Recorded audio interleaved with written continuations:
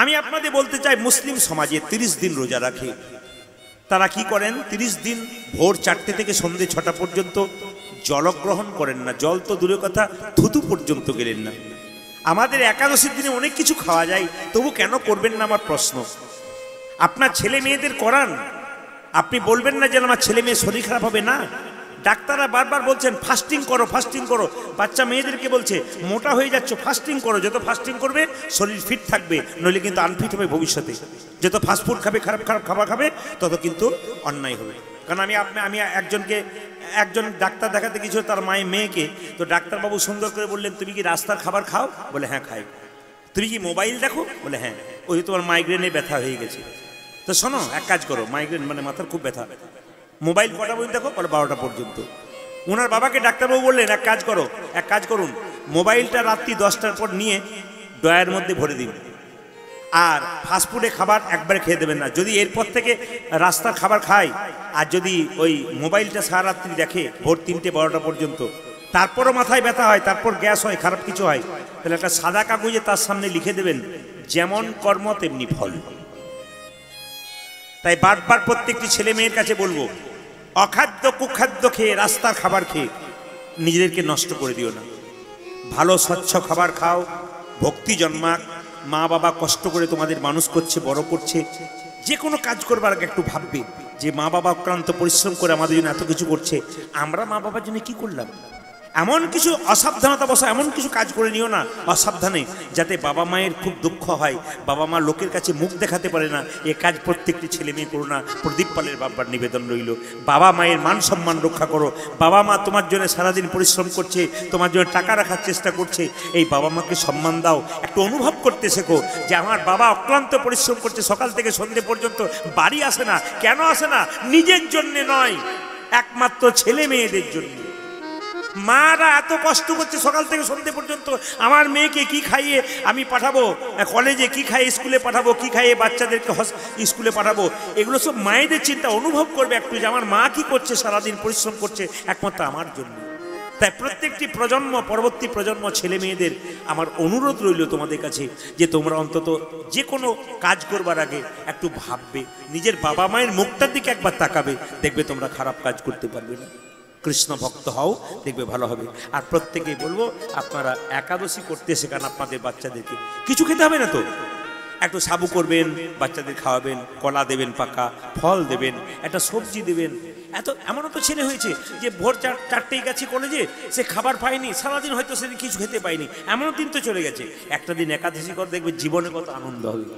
যারা একাদশী করে, আমি দেখেছি অনেক মেয়েরা মাগুলো করতে পারেনি, ছেলেগুলোকে কাছে এনে বলছে, প্রদীপবাবু আমার মাত্র 10 বছর আর 12 বছর, দুটো ছেলে আছে, আমাকে খালি কেঁদে কেঁদে বলে তোমরা করো না করো, আমি করবো, প্রদীপবাবুর কীর্তন শুনি।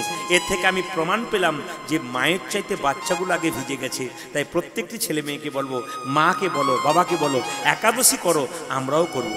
একাদশী মহারানী কি, মোক্ষদা একাদশী কি, একাদশী মহারানী কি। সবাই মিলে প্রেম সে লক্ষ্য করুন। মুকুন্দ সরকার যখন ছোট্ট একটা বাড়ি তৈরি করলেন, মালদা জেলার ছোট্ট একটা বাড়ি তৈরি করলেন, কৃষ্ণ মন্দির তৈরি করলেন, গোপীনাথের মন্দির তৈরি করলেন। মালদা জেলাতে একজন নবাব ছিল মুসলমান, তার নাম হচ্ছে কি, তার নাম হোসেন শাহ। তার একবার পেটের যন্ত্রণা হয়েছিল, কেউ ভালো করতে পারছে না। একজন বলল, নবাব তোমার পেটের যন্ত্রণা ভালো হতে পারে, একটা উপায় আছে। বলে কি? তুমি যদি ফকির সেজে যেতে পারো। বলে কোথায়? শ্রীখণ্ডে। কেন না, মুকুন্দ সরকারের নিয়ম হচ্ছে সে গরিবের চিকিৎসা করে, বড় লোকের করবে না। নবাব মনে মনে ভাবলো, আরে বাবা, যদি আমাকে ফকির সেজে পেটের যন্ত্রণা ভালো হয়, ক্ষতিটা কি আছে? জ্ঞানী মানুষ তো, পণ্ডিত মানুষরা কোনোদিন নিজেকে ছোট করেন, নিজেকে ছোট বড় হবে না, সব সমান ভাবে যারা পণ্ডিত হয়। নবাব হোসেন শাহ খুব পণ্ডিত মানুষ ছিলেন, খুব জ্ঞানী মানুষ ছিলেন। তিনি চিন্তা করলেন, ঠিক আছে আমাকে যেতে হবে। এত বড় বাংলার নবাব মালদার হোসেন শাহ, তিনি কি করলেন? গৌড় থেকে ছুটে চললেন কোথায়? শ্রীখণ্ডে। গিয়ে দেখতে পেলে, ওই যে ভাই, এই মুকুন্দ সরকারের বাড়ি কোনটা? একজন বললো, ওই যে মন্দিরটা দেখতে পাচ্ছ, চূড়াটা লক্ষ্য করে চলে যাও। একজন বলছে, না না, দেখবে কীর্তন হচ্ছে ওখানে, ওইটা হচ্ছে মুকুন্দ সরকারের বাড়ি। একজন বলল, না গো, প্রচুর লোক দেখবে লাইন দিয়ে দাঁড়িয়ে আছে চিকিৎসা করার জন্য, ওটা মুকুন্দ সরকারের বাড়ি। নবাব হোসেন শাহ গিয়ে দেখলো, সত্যিই তো প্রচুর লোকের ভিড়, নবাব হোসেন শাহ ঢুকতে পারছে না, ফকির সেজে গেছে, কেউ চিনতে পারছে না। বলছে বাবা আমি ফকির মানুষ, অভাবী মানুষ, আমার বড় যন্ত্রণা পেটে, একটু আগে দাও, আমার বয়স হয়ে গেছে। সবার মায়া মমতা হলো, নবাব হোসেন শাহ ফকির সেজে আগে গিয়ে দাঁড়ালো।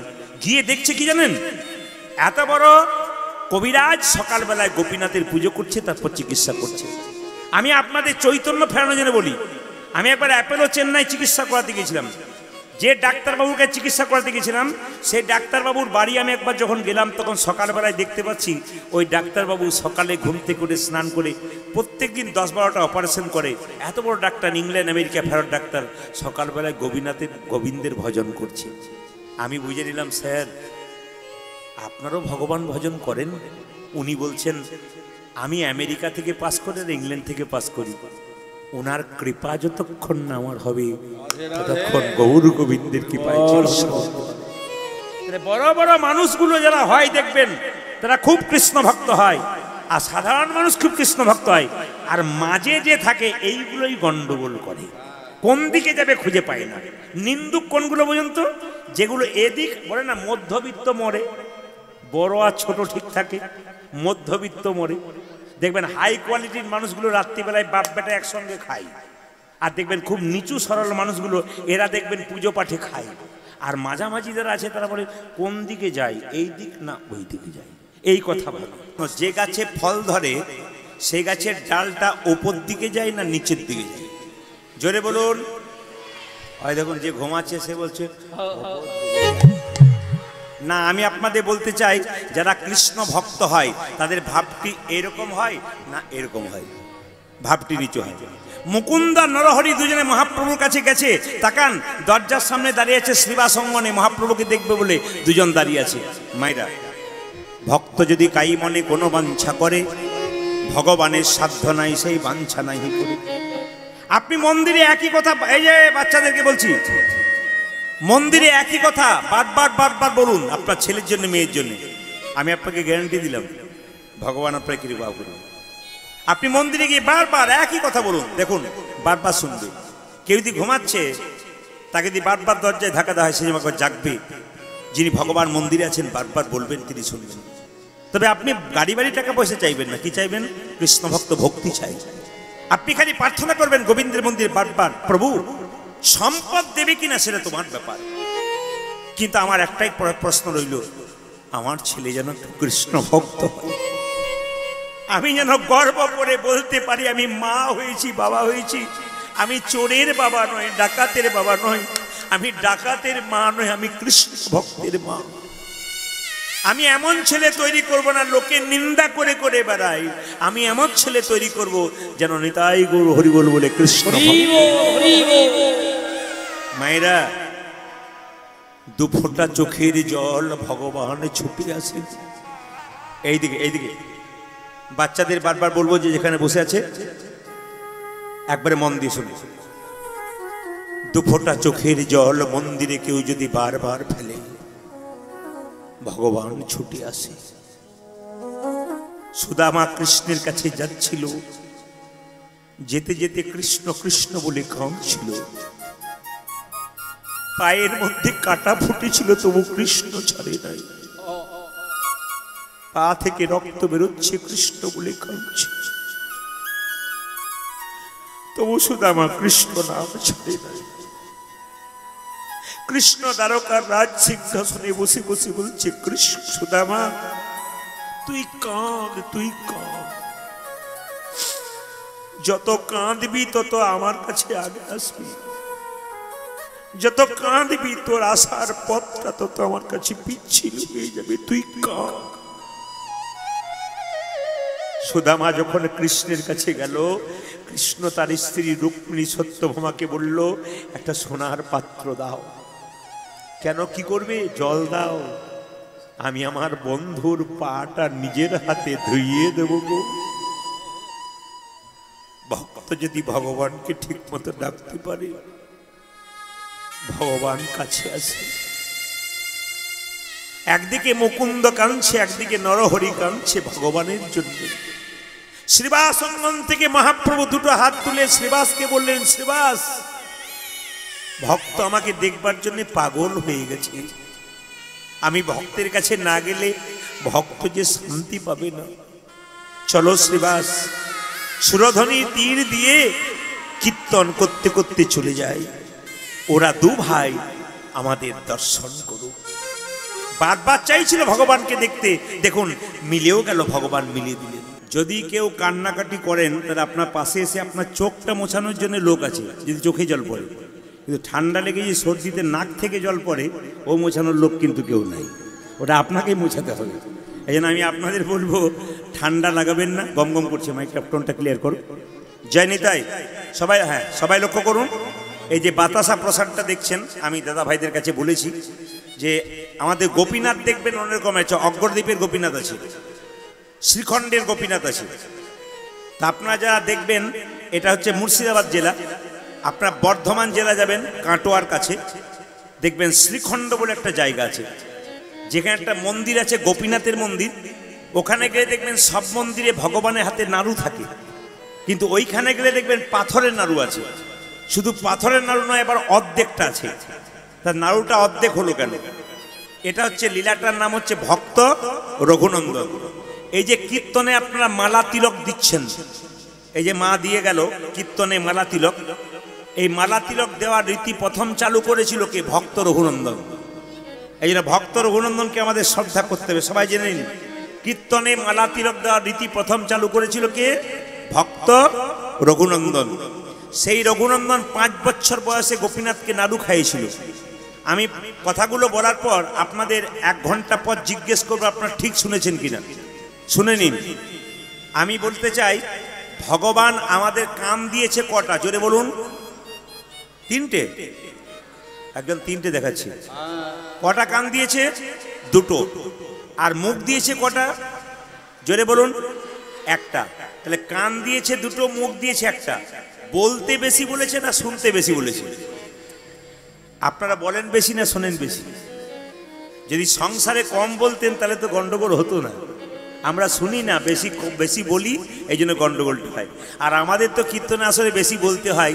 সুতরাং আমি আপনাদের বলবো, হাতি যেমন চলতে চলতে মাঝে মাঝে পা পিছলে যায়, আমাদের জিভে হাজার হাজার কথা বলতে বলতে 2-1টা কথা ভুল হয়েই যেতে পারে।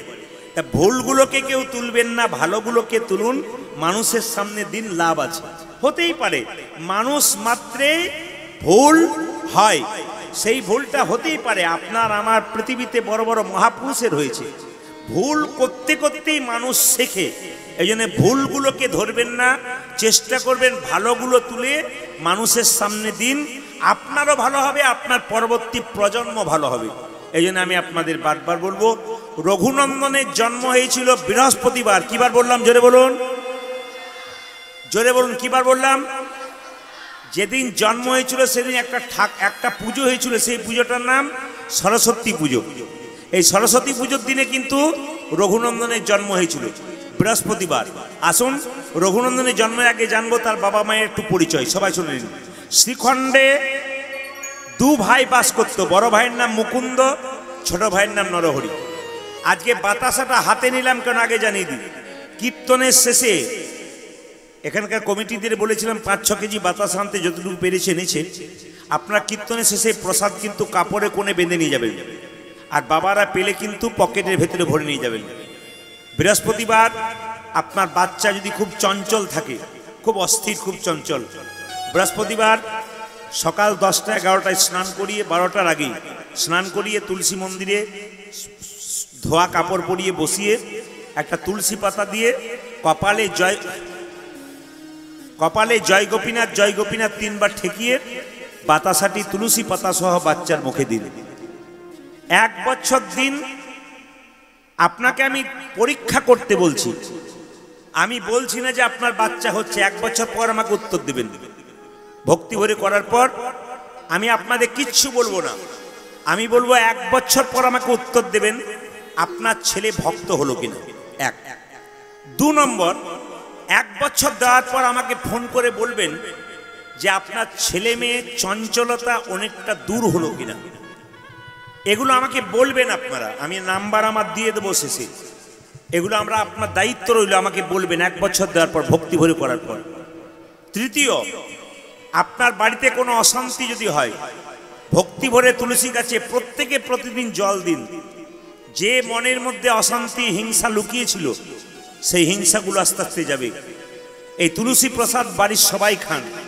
প্রশ্ন করবেন প্রদীপবাবু, একটা তুলসী একটা বাতাসা পাবো, সারা বছর চলবে কি করে? আপনি বাড়িতে গিয়ে বৃহস্পতিবার 2 কেজি বাতাসা হরিণ দিয়ে দিন তুলসী মন্দিরে, হরি মন্দিরে। সেই বাতাসাটা কৌটোতে রেখে দিন, এই বাতাসা মিশিয়ে দিন। না পেলে ওই বাতাসা দিয়ে কাজ হবে। হরি মন্দিরে যে হরিণ দিচ্ছেন ওই বাতাসা, গোপীনাথের নামে জয় গোপীনাথ বলে কপালে দিয়ে খাওয়ান। 1 বছর, বেশি বলি না, প্রতি বৃহস্পতিবার। 1 বছর পর আপনারা আমাকে বলবেন, আমি আপনাদের বলতে বলছি, পরীক্ষিত আপনাদের প্র্যাকটিক্যাল জানাতে বলছি, আপনারা জানাবেন আমাকে। এই প্রসাদটার বিরাট গুণ আছে। কিন্তু যে সমস্ত মায়েরা সন্তানের জন্য মন্দিরে বারবার মাথা ঠোকেন, বারবার গোবিন্দের কাছে প্রার্থনা করেন আমার ছেলে ভালো হোক, প্রায় মায়েরা আমার কাছে গিয়ে বলছে হাতটা মাথায় ঠেকিয়ে দিন যেন আপনার মতো হয়। না না, আমার মতো হতে হবে না, আমি কি ওটা কথা নয়, যেন কৃষ্ণ ভক্ত হয় আমি চাই। অনেক মেয়েরাই বলে আমার মেয়ের মাথায় একটু হাত তুলে দিন, যেন হাতটা থেকে দিন, যেন কৃষ্ণ ভক্ত হয়। আমি প্রভুর কাছে প্রার্থনা করি আপনার মেয়ে আপনার ছেলে কৃষ্ণ ভক্ত হোক। আপনার মেয়েকে আপনার ছেলেকে কৃষ্ণ ভক্ত করলে রাস্তা দিয়ে পেরোলে খারাপ কাজ করবে না, গ্যারান্টি রইল। তার একটা বিবেক জন্মাবে, আমি কৃষ্ণ ভক্ত, উল্টো পাল্টা কাজ আমি করব না। আপনি বাড়ি থেকে মেয়েকে বের করে শান্তিতে থাকতে পাবেন যে মেয়ে অন্তত নিজে কিছু করবে না, পারিপার্শ্বিক অবস্থা খারাপ হতে পারে তবু নিজেকে সেভ করার চেষ্টা করবে।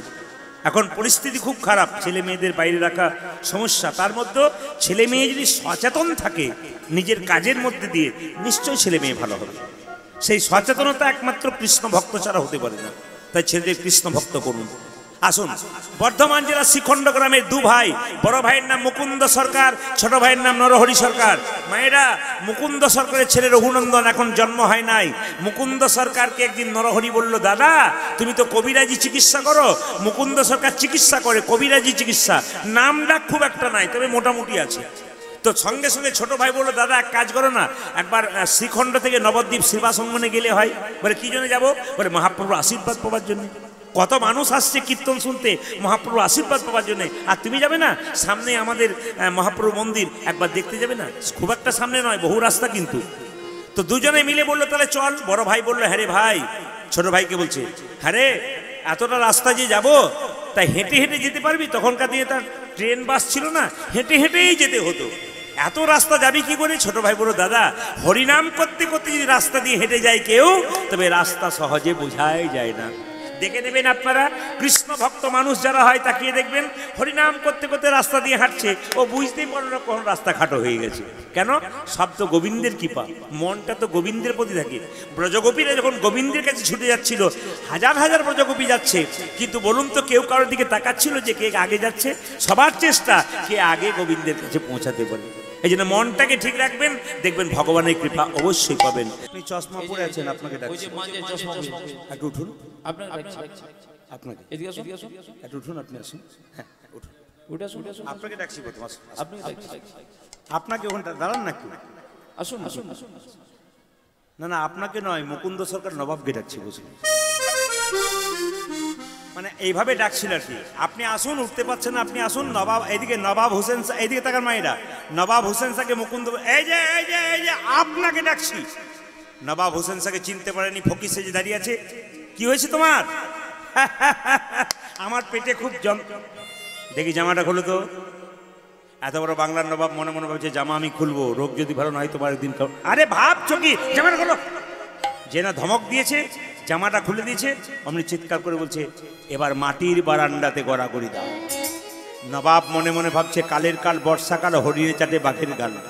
নেহাত বেকায়দায় পড়েছি বলে, যদি পেটের রোগ ভালো না হয় তাহলে বুঝবে আমি কে এসেছি। আরে কি ভাবছো, গড়াগড়ি দাও। যেই না নবাব হোসেন শাহ ভয়ে মাটিতে গড়াগড়ি দিয়েছে, অমনি চমকে উঠে বলল, কবিরাজ। বলে কি, তোমার বারান্দাতে ওষুধ দেওয়া থাকে নাকি? বলে কেন? আমি যেই না গড়াগড়ি দিলাম অর্ধেকটা পেটের রোগ ভালো হয়ে গেল। মুকুন্দ সরকার বলল, সবাইকে দিতে দিতে এক আধটু পড়ে গেছে, তোমার কাজে লেগে গেছে। কই দেখি দেখি দেখি, হাঁ করো তো, আসল ওষুধটা দিই।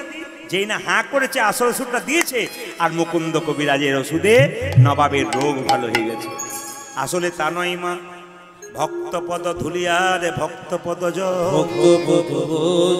ভক্ত ভক্ত শেষ হয় তিন মহা। মায়েরা কান খুলে শুনিয়ে নিন, এগুলো শিক্ষার বিষয় আছে। হুগলি জেলায় গান করছিলাম করোনাকালীন, তখন করোনা প্রায় শেষ, তবু আমাকে ডাকলেন আপনাকে গাইতে হবে, একবারে শেষ মুহূর্ত কাল। তখন মানুষ চলাচলা করছে, অসুবিধা নেই, মাস্ক বাঁধছে মুখে। সেই সময় আমাকে জোর করে ডাকলো, আমি গেলাম। তো শুনুন, আপনারা লক্ষ্য করুন, একবারে শেষ, মানে তখন মোটামুটি ফ্রি হয়ে যাচ্ছে সবাই। কীর্তন করতে গেছি, 3টি মেয়ে কলকাতা থেকে এসছে, মুখে মাস্ক বেঁধে গোপালকে কোলে করে নিয়ে। কীর্তনে আসলে 3টে মেয়ে গোপালকে বসিয়ে সামনে বসে আছে। 3জনই কীর্তনে শেষে সবাই যখন উঠে গেল, ওরা 3জন গড়াগড়ি দিচ্ছে। একজনকে বললাম, আপনার নতুন শাড়ি, আপনি গড়াগড়ি দিচ্ছেন, শাড়িটা ময়লা হয়ে গেল না, দামি শাড়ি। মেয়েটি বলে উঠলো, আপনার কীর্তনে শুনেছি স্বামীর 10টা কাপড়ের দোকান থাকলেও চিতাতে যখন যাব কিছুই দেবে না, যেমন এসেছিলাম তেমনি শুইয়ে দেবে। শাড়ির কি ব্যাপার? আমি জিজ্ঞেস করলাম, আপনি কি করেন? বলছে, আমি কোন একটা কলেজের প্রফেসর। যে মেয়েটি কলেজের প্রফেসর কলকাতাতে অধ্যাপিকা, সেই মেয়েটি ধুলোই গড়াগড়ি দিচ্ছে। শিখে নিতে হবে, যারা MA BA পাস করে অহংকার করে আমরা সবচাইতে বড় কৃষ্ণ ভজন করবো কেন। একটা মেয়েকে জিজ্ঞেস করলাম, আপনি কি করেন? বলছে, আমি তো দাঁতের ডাক্তার, আমার স্বামীও তাই। একটা মেয়েকে জিজ্ঞেস করলাম, তুমি কি করো? খুব কম বয়স। বলছে, আমি বিউটি পার্লারে কাজ করি। আমি বললাম, আরে আমিও তো করি। উনি বলেন, প্রদীপবাবু আপনি বিউটি পার্লারে কাজ করেন? বলে, হ্যাঁ গো। বলে, কখন করেন? বললাম, ওই যে আপনি তো বিউটি পার্লারে কাজ করে মেয়েদের বাইরেটা ভালো করার চেষ্টা করো, আর আমি হরিনাম নামক বিউটি পার্লারে কাজ করে ভক্তের হৃদয় মন্দিরটাকে ভালো করার চেষ্টা করি। এই জন্য আমি ওদেরকে বললাম, তোমরা যদি আমার চাইতে ছোট না হতে, একবার তোমাদের চরণে প্রণাম করতাম। এরা যদি করতে পারে, তাহলে আপনারা কেন করবেন না? যেখানে হরিনাম হবে সেখানে যদি ধুলোয় গড়াগড়ি না দিতে পারেন, মন্ত্র ধুলোটা তো মাথাতে একটু নেবেন। কেন বলুন তো? হরিনামের জায়গাতে ভক্তের পদধূলি মাথায় নিতে হয়, অহংকার দূরে যায়, গৌর গোবিন্দের কৃপা পাওয়া যায়। তাই মুকুন্দ সরকার কি করলো মায়েরা? সবাই লক্ষ্য করুন, সবাই লক্ষ্য করুন। মুকুন্দ সরকার যে না রোগ ভালো করে দিয়েছে, নবাব বলে উঠলো, মুকুন্দ। বলে, কে? আমি সারা বাংলার নবাব হুসেন শাহ, তোমাকে এখানে রাখবো না, তোমাকে মালদার গৌরতে নিয়ে যাব। বলে, কেন নিয়ে যাবে? বলে, ওখানে গিয়ে তুমি আমাকে চিকিৎসা করবে, আমাদের সবাইকে চিকিৎসা করবে। রাত্রিবেলায় মুকুন্দ সরকার মহাপ্রভু মন্দিরে কি বললো? প্রভু বলে দা, প্রভু তুমি বলে বলে প্রভু, আমি তো মুসলমানের বাড়ি যেতে চাইনি, তুমি আমাকে বলেছিলে গোবিন্দের নাম করতে, চিকিৎসা করতে, গরিবের চিকিৎসা করতে, হরিনাম দিতে। আমি মুসলমানের বাড়ি যাব কেন? ভগবান মহাপ্রভু আকাশবাণী করে বললেন, মুকুন্দ, ঈশ্বর যা করে তা, জোরে বলুন, জোরে বলুন, ঈশ্বর যা করে তা। আমি সবাই যারা বাদাম খাচ্ছেন তারা বলবেন, ঈশ্বর যা করে তা। বাদাম খাচ্ছে সেও বুঝছে, বেটা আমার দিকে তাকাচ্ছে, চোখ আমার খুব খারাপ। বলুন, ঈশ্বর যা করে তা। এখন যদি বৃষ্টি নেমে যায়, ঈশ্বর যা করে তা। আপনারা বলছেন মঙ্গলের জন্য কমিটির কি অবস্থা হয়? আপনার ছেলে মাধ্যমিক পরীক্ষায় ফেল মেরেছে, আমি যদি বলি ঈশ্বর যা করে তা মঙ্গলের জন্য করে, কি বলবেন? বাজে বকবেন না তো? ঈশ্বর যা করে তা সত্যি মঙ্গলের জন্য করে। মুকুন্দ সরকার, যাও, তুমি ফিরে যাও কোথায়? নবাবের কাছে। নবাবের কাছে গেল মালদাতে, কিন্তু প্রশ্ন করলো, আমি তোমার কাছে থাকতে পারি, কিন্তু 3টে শর্ত। আমাকে গোপীনাথের মন্দির তৈরি করতে দিতে হবে, গোবিন্দের চিকিৎসা গোবিন্দের প্রণাম করতে দিতে হবে, আর গরিবদের চিকিৎসা করতে দিতে হবে। পারবে? বলে, হ্যাঁ। তোমাকে মন্দির করে দেবো, তুমি পুজো করবে, তুমি গরিবদের চিকিৎসা করবে। বাংলার নবাব একদিন দেখছে মুকুন্দ সরকার কীর্তন করছে, আর একটি মেয়ে নবাবকে পাখা করছে। শুনে নিন, একটু পরে জিজ্ঞেস করব। তাল পাতার পাখা, তার মধ্যে কি ছিল? ময়ূরের পালক। নবাব দেখছে, নবাবকে একটা মেয়ে পাখা করছে তাল পাতার পাখা দিয়ে, তার মধ্যে ময়ূরের পালক, আর মুকুন্দ সরকার গোবিন্দের গুণগান গাইছে। অর্ধেকটা গাইলাম, অর্ধেকটা গাইবো, তার আগে বলি, এই যে বাচ্চা মেয়েটা তিলক দিচ্ছে, আপনার বাড়িতে তিলক নেন। সবার কাছে আমার নিবেদন রইল, তাকিয়ে নিন। শিখতে হয়, কীর্তন আসলে এলে কিছু শিখতে হয়। আপনি শিখে যাবেন, আপনি দেখবেন, ব্যবহার করবেন, আপনার জীবন সফল হবে। কারণ আমি যে কথাগুলো বলি, সব কথাগুলো কিন্তু কোনটা মন গড়া নয়, সব কিন্তু শাস্ত্রের কথা। সব শাস্ত্রের রেফারেন্স দেওয়া যায় না। যেমন ওই যে তুলসীর মালার কথা আমি বললাম, আপনাদের আগে বলে রাখি, আমি যে মঞ্চ থেকে শুনেছিলাম, সেই মঞ্চ থেকে প্রথম বলেছিলাম, সেগুলো এখন তুলছে। এখন আমরা বলি না, কারণ বৈধতা দেখার পর বলি। তখন আমরা বলি না সেই পুরাতন থেকে তুলছে আর কি, অনেক কিছু দেখবেন আছে। আবার দেখবেন কিছুদিন আগে দেখবেন একজন মাতাল, পাঁড় মাতাল একবারে কল রেকর্ডিং করেছে, দেখবেন প্রদীপ পালে পর্দা ফাঁস করে দিয়েছে, কল রেকর্ডিং করেছে। এই কল রেকর্ডিং করে একবার পাঁড় মাতাল ভোটার কি 1 নম্বরে মাতাল, পরে খবর পেলাম। তার কল রেকর্ডিং করে দেখবেন না এরকম করে ছেড়েছে আর কি। আর আমি যে প্রশ্নগুলোকে করেছি সব প্রশ্নগুলো থরথ করছিল, কোনো মতো উত্তর দিতে পারছিল না, সেগুলো একটাও দেয়নি। ও নিজেকে বড় করবার জন্য ওর কথাগুলোকে তুলেছে। আর আমি যে 10টা প্রশ্ন করেছিলাম ওকে, একবার থমকে গেছে, চুপ হয়ে গেছে, ওই কথাগুলো একটাও দেয়নি। ও শুধু নিজেকে বড় করবার জন্য শুধুমাত্র নিজের কথা রেখে দিচ্ছে। কল রেকর্ডিং দেখবেন আছেন, এ করছে আর কি। অনেক মানুষ আছে দুষ্ট প্রকৃতির মানুষ যারা হয়, দুষ্ট মনোভাব তাদের হয়। এখন ও একটা ভিউজ পেয়ে গেছে বলে দেখবেন এখন আবার নানা রকম ছাড়তে শুরু করেছে। কেউ যদি লটারিতে 5 লাখ টাকা পায় তখন দেখবেন সে টিকিট কাটার মনোভাব দেখবেন আরও বেড়ে যায়। একটা যদি দুর্নাম করার পর যদি ভিউজ পেয়ে যায় ও তখন আরও 5টা ছাড়তে কেন বলুন তো, আরও যদি পাই। কিন্তু মানুষ চিনতে শিখে গেছে, জানতে শিখে গেছে এগুলো কোন প্রকৃতির মানুষ, এদের কোন স্বভাবের মানুষ, এরা কোন জায়গায় পৌঁছাবে। তাই আপনাদেরকে বলে রাখি, যে যেখানে বসে আছেন, এই যে বাচ্চা মেয়েটা তিলক দিচ্ছে, আপনাদেরকে বলে রাখি কোনো ব্রাহ্মণ ঠাকুর মন্দিরে পুজো করছে, আপনি বললেন একটা ফোঁটা দিয়ে দাও তো বাবা, তিনি প্রকৃত ব্রাহ্মণ যিনি হবেন, শাস্ত্রকার, তিনি সবসময় সিঁদুরের ফোঁটাটা আপনাকে এই আঙুলে দেবে। মায়েরা আপনারা যাকে ফোঁটা দেবেন, তিলক দেন বা যা দেন, এরকম করে দেবেন। যদি ফোঁটা দিতে চান এই আঙুলে, একবারে সবাই মনে রাখবেন কথাটা, শিখে যান, আপনাদের বাচ্চাগুলো শিখে যাবে। যখনই ফোঁটা দেবেন এই আঙুলে। 2 এই আঙুলে কাকে ফোঁটা দেবেন, এটা তর্জনী। এই আঙুল কাকে দেবেন, আপনার বাড়ির পাশে কেউ মরেছে, আপনার বাড়িতে কেউ মরেছে, একটু তুলসীর মালা গলায়, তুলসীর পাতা চোখে দিতে হয়, গীতা বুকে দিতে হয়। এগুলো কি দিলে কি সে মুক্তি পায়? আমার বাবা সারা জীবন ধরুন অন্যায় করলো, কথার মানে বললাম, তারপর যদি তুলসী পাতার গীতা দিয়ে দিলাম বুকে, সে উদ্ধার পায়। কি তবু তো ছেলে সবসময় চাই বাবার মঙ্গল হোক, না কি বলছেন? আপনারা অবশ্যই দেবেন, এগুলো দেবেন আপনারা। কিন্তু আপনাদেরকে বলতে চাই যে এখানে বসে আছেন, একবারে যেগুলো আমাদের জিনিস সেগুলো উড়িয়ে দেবেন না, কারো কথা শুনে দেবেন আপনারা। যতটুকু হয় মানুষ শিক্ষা লাভ করুন, এটা চাই। সবাই তাকান তো এই আঙুলে। আর মৃত ব্যক্তি যদি মরে যায়, যদি কোনো বাচ্চা মেয়েকে ডাকে, বাবা একটু তিলক দিয়ে দিত মাথা কপালে, আপনাদের কাউকে ডাকলে আপনার তিলকটা কিন্তু এই আঙুলে করবেন। কোন আঙুলে বললাম? তর্জনীতে তিলক করে দেবেন, কিংবা তিলকের ফোঁটা দেবেন। আপনি যখন নিজেকে তিলক নেবেন সবসময় মাথায় রাখবেন এই আঙুলে, খুব মাথায় রাখবেন, তাকানোর দিকে এই আঙুলে। যখন আপনি গুরুদেবের চরণে দেবেন বা ভগবান কৃষ্ণের চরণে দেবেন তখন অনামিকা মানে এই আঙুলটাতে। আর যখন আপনি ভাইয়ের কপালে দিলাম ফোঁটা, জমের দুয়ারে পড়লো কাঁটা, নাকি যমুনা দেয় জমকে ফোঁটা, আমি দিই আমার ভাইকে ফোঁটা। যমুনার ফোঁটা পেয়ে তার ভাই হলো চিরজীবী, আর আমি আমার ভাইকে ফোঁটা দিয়ে আমার ভাই হবে দীর্ঘজীবী। কেউ চিরজীবী হয় না, কিন্তু মানে মেয়েদের মনে ইচ্ছা আমার ভাই দীর্ঘজীবী হোক, এটা বিশ্বাস আমাদের। আপনাদের কাছে নিবেদন রইল মায়েরা, যদি এই 5টা আঙুলের 5টা কাজ আছে। আপনি তুলসী পাতা গোবিন্দকে দিচ্ছেন, সবসময় এটার নাম অনামিকা। যারা গুরুমন্ত্র ভজন করেন দেখবেন সবসময় এই আঙুল থেকে শুরু হয়, এই জন্য অনামিকা এটা।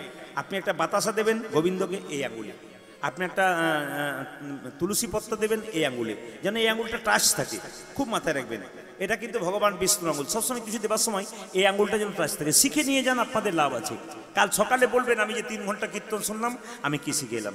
পদকর্তা বলছে দেখো, আর কি লিখলো, ও তারা বিনোদ কটিতে বিনোদ ধতি, বিনোদ বিনোদ সাজে, বিনোদ কটিতে বিনোদ বিনোদ সাজে। এখানে শুনছেন কিন্তু ভুল শুনছেন, কি ঠিক শুনবেন? বিনোদ কটিতে বিনোদ ধতি, এটা নয়, এটা ধতি। এটা হচ্ছে ধটি, কোনটা যেটা বেঁধেছে ওটাকে ধটি বলা হয়। বিনোদ কটিতে বিনোদ ধতি, বিনোদ বিনোদ সাজে, বিনোদ কটিতে বিনোদ ধতি, বিনোদ বিনোদ সাজে, বিনোদ চরণে বিনোদ নুপুর, বিনোদ চরণে বিনোদ নুপুর, চরণে বিনোদ নুপুর, বিনোদ চরণে বিনোদ নুপুর, বিনোদ বাজে গো, বিনোদ বিনোদ বাজে, আমার কানো সে বিনোদ রয় গো, কানো সে বিনোদ রয়, কানো সে বিনোদ রয় গো, কানো সে বিনোদ রয়। যিনি পদকর্তা কীর্তনে পদটি রচনা করে তাকে স্মরণ করতে হবে, প্রণাম করতে হবে।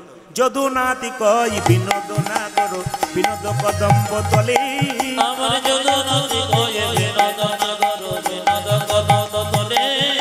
প্রণাম করুন, পদকর্তাদের প্রণাম প্রণাম করতে হয়, বহুদিন আগে পদগুলো রেখে গেছিলেন আমাদের জন্য। কি আহা যদুনাতি কই বিনোদনা করবি ওই জায়গায় জগন্নাথে কয় বিনোদনা বিনোদ পদম পদতে কত বিনোদিনী বিনোদ হেরিয়া কত বিনোদিনী বিনোদ হেরিয়া কত বিনোদিনী বিনোদ হেরিয়া কত বিনোদিনী বিনোদ হেদিয়া কলসি ভাসাইল জলে গো যে কলসি ভাসাইল জলে আমার কানসে বিনোদন হয় গো কানসে বিনোদন ওই আমার কানতে বিনোদ গায় গো আমার কানতে বিনোদ গায় মুকুন্দ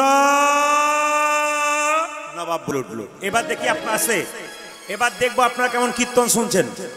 একসঙ্গে বলতে পারলে বলবো আপনার মন দিয়ে কীর্তন শুনছেন। নবাব যখন কীর্তন শুনছিল মুকুন্দ সরকারের, একজন মেয়ে পাখা করছিল। কিসের পাখা? তাল পাতার না প্লাস্টিকের? জোরে বলুন। বাহ বাহ। তার মধ্যে কাকের পালক ছিল না কোকিলের পালক ছিল? ধন্যবাদ আপনাদের। ময়ূরের পালক। যেই না নবাব বলল মুকুন্দ, অমনি মুকুন্দ নবাবের দিকে তাকাতে গেছে ময়ূরের পালক দেখে। হে কৃষ্ণ হে কৃষ্ণ করুণা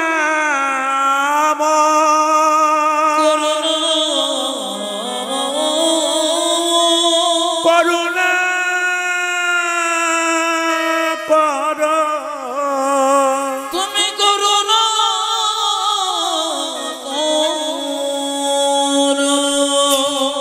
মুকুন্দ অজ্ঞান হয়ে গেল। নবাব বলল কি আছিস, একটু জল নিয়ে আয় তো। মুকুন্দের চোখে দিয়েছি। জ্ঞান ফিরে বলল, নবাব জিজ্ঞেস করলো অজ্ঞান হলে গেলে কেন?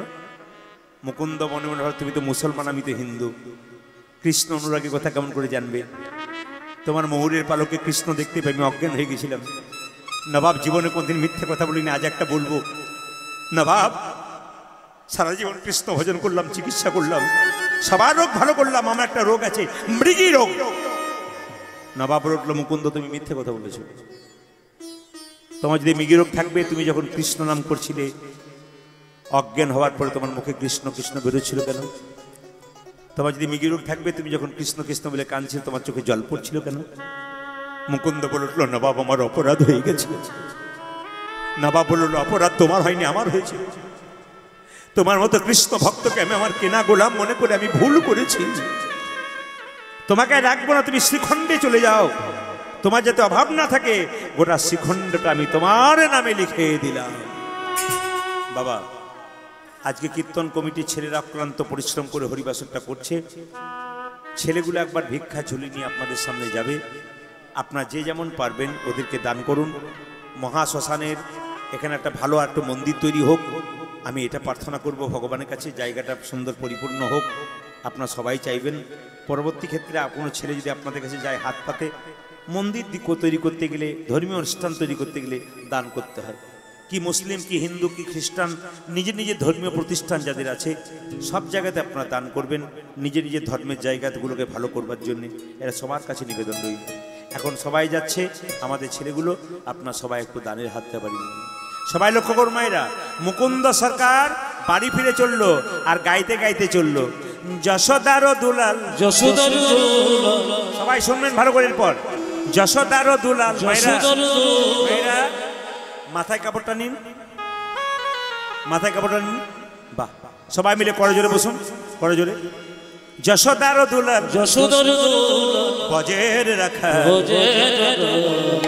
বৃন্দাবন মনোহারি ধ্বনি। তুমি যশোদার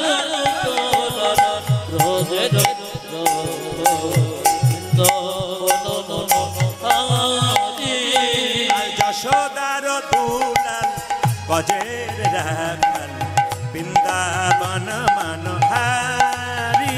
ও তুমি যশোদা বজের বৃন্দাবন ধন আরে এই যে ও মায়েরা দু চারজনকে দেখতে পাচ্ছি। যশোদার মাঝখানটাতে বসেই গন্ডগোল করলাম, আর জায়গা পাচ্ছি না বেরোনো। না না, যদি আনন্দ করে গান শোনেন সারা জীবন আপনি আনন্দে থাকবেন। আর যদি মন খারাপ করে শোনেন তাহলে কিন্তু ওই রকমই হবে। একবার প্রেম সে আনন্দ করে যশোদার দুলাল বাজে দেখা বৃন্দাবন মনোহারি তুমি যশোদর দুলাল ভজের বৃন্দাবনহারি গোপী জন বল্লভ রাধিকা রাম আজ গোপী জন বল্লভ রাধিকা রমণ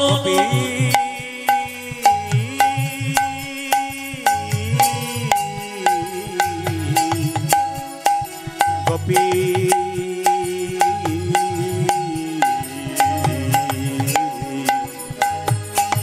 গোপী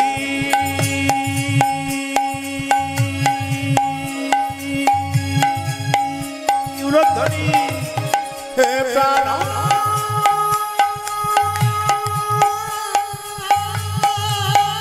জোর সে উলধ্বনি দিন ভক্তি ভরে প্রেম সে মুখরিত করুন যোৎকমল মহাশ্মশান কালী মন্দির সবাই মিলে আনন্দে আনন্দ করুন আনন্দ করুন আনন্দ করুন মহাশ্মশানে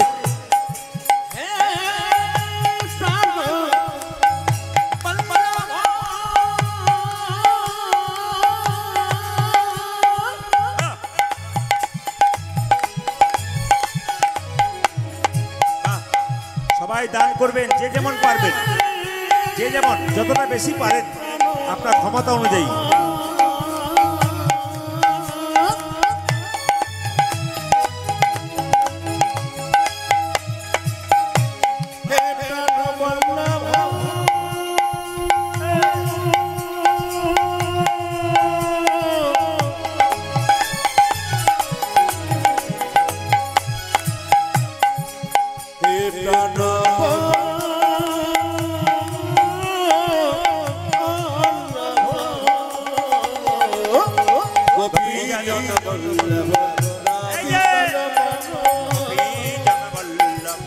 রাধিকা রাম আজ গোপী জন বল্লভ রাধিকা রমণ মনোহারি বৃন্দাবন মনোহারি উলধ্বনি যশোদার দুলাল বৃন্দাবনহারি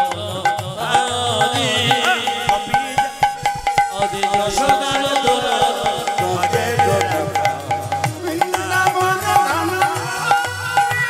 আজ যশোদার দুলাল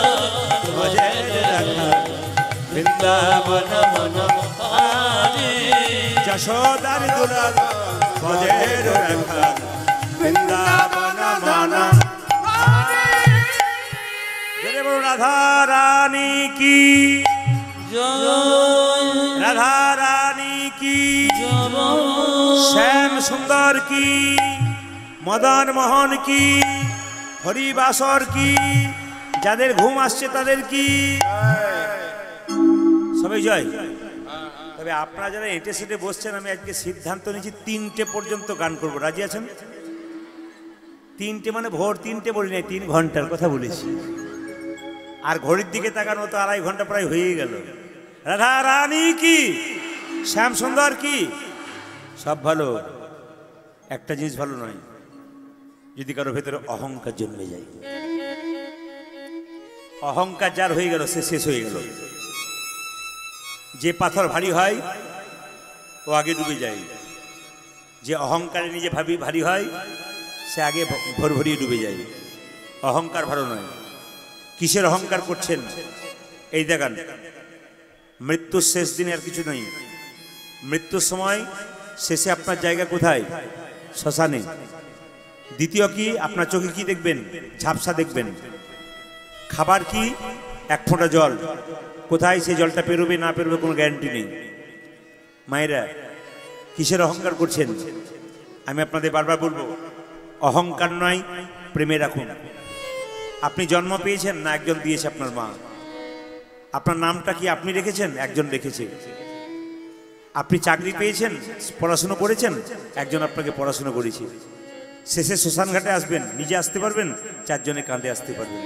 সব যদি অপরের হয় তাহলে আপনার বলতে কি রইল? অহংকার করার কোনো দরকার নেই। মুকুন্দ সরকার অহংকার হলো, সারা বাংলার চিকিৎসা করতে করতে আমি বড় চিকিৎসক হয়ে গেছি। ভগবান মনে মনে করে দাঁড়া তোকে দেখাচ্ছি মজা, দিয়ে ধন দেখে মন কেড়ে নিতে কতক্ষণ, তোকে দিলাম এত কিছু, তুই আমার অহংকার করলি, দেখাচ্ছি মজা। মুকুন্দ সরকারের স্ত্রীর শরীরে একটা কঠিন রোগ দিয়ে দিল, মুকুন্দ ধরতে পারলো না। বাড়ি এসে বললো, কই গো ঘরণী, এ কি আমার হলো গো স্বামী, কি আমার হলো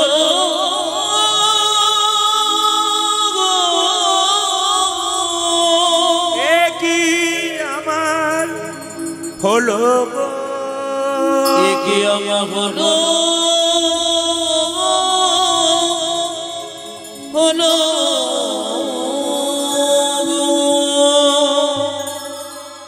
তখন অহংকার যায় নাই। কি হয়েছে তোমার? স্বামী বেশ কয়েকদিন থেকে চোখগুলো জ্বালা করে, খেতে পারি না, চলতে গেলে মাথা ঘোরে, হাত পা জ্বালা করে, কেন এমন হয়? মুকুন্দ সরকার বলল, চুপ করো, সারা বাংলার কবিরাজ আমি তোমার চিকিৎসা করতে পারবো না। মানে তখন অহংকার যায় না। ভগবান বলছে, কর দেখি, এমন রোগ দিলাম ধরার ক্ষমতা নাই। দেখি তোমার চোখ, দেখি দেখি তোমার জিভটা, দেখি দেখি তোমার হাতগুলো, দেখি দেখি তোমার পা, দেখি দেখি। আমি সারা বাংলার চিকিৎসা করি, আমার স্ত্রী রোগ ধরতে পারলাম না কেন? রাত্রিবেলায় মহাপ্রভু মন্দিরে মুকুন্দ সরকার আচার খেয়ে বলল, প্রভু বলে দা, প্রভু আমাকে বলে দাও, আমি সারা বাংলার চিকিৎসা করছি, আমার স্ত্রী রোগ ধরতে পারলাম না কেন? মহাপ্রভু আকাশবাণী করে বললেন, মুকুন্দ আমি যা ভেবেছিলাম তাই হয়েছে, সারা বাংলা চিকিৎসা করে তোর ভেতরে অহংকার হয়ে গেছে। মুকুন্দ সরকার চোখের জলে ভেসে মহাপ্রভু পায়ে পড়ে বলল, প্রভু আমার ক্ষুদ্র জীব, আমি আমার অহংকার হয়েছে, তুমি আমায় ক্ষমা করে দাও। মহাপ্রভু পান খেত, আপনারা যারা পান খান, এই যে মায়েরা যারা পান খান, খারাপ নয়, মহাপ্রভু পান খেত কেন বলুন তো? তিনি কিন্তু সন্ন্যাসের আগে পান খেত, সন্ন্যাসের পরে পান খায়নি, সন্ন্যাসের আগে পান খেত। তো মহাপ্রভু চিবানো পান তার মুকুন্দকে দিল, তোমার স্ত্রীকে দিয়ে দাও, এই চিবানো পানটা দিয়ে তোমার স্ত্রী রোগ তো ভালো হবে, আর তোমার স্ত্রী একটা গর্ভে সন্তান আসবে, সেই সন্তানের নাম হবে ভক্ত রঘুনন্দন। সবাই লক্ষ্য করুন, করজোরে বসুন, রঘুনন্দনের জন্ম হবে। আচ্ছা মায়েরা যারা কীর্তন শুনছেন বলুন তো, যেদিন রঘুনন্দনের জন্ম হয়েছিল সেদিন কি বার ছিল? প্রথমে বলেছিলাম, জোরে বলুন। বাহ বাহ, আপনাদের প্রণাম জানাই, শুধু আপনাদের নয়, যেখানে লীলা করি সেখানে মায়েরা বাবারা সবাই, বাচ্চাগুলো পর্যন্ত এক চিৎকার করে বলে, কি বার বলেছিলাম? বৃহস্পতিবার। সেদিন কোন দেবীর পুজো ছিল? সরস্বতী দেবীর পুজো ছিল। সবাই লক্ষ্য করুন, সেই দিন সরস্বতী পুজো হচ্ছে বাড়িতে, মুকুন্দ সরকার পুজো করছে, আর তার স্ত্রী গর্ভে সন্তান জন্ম নিচ্ছে 10 মাস 10 দিন পরে।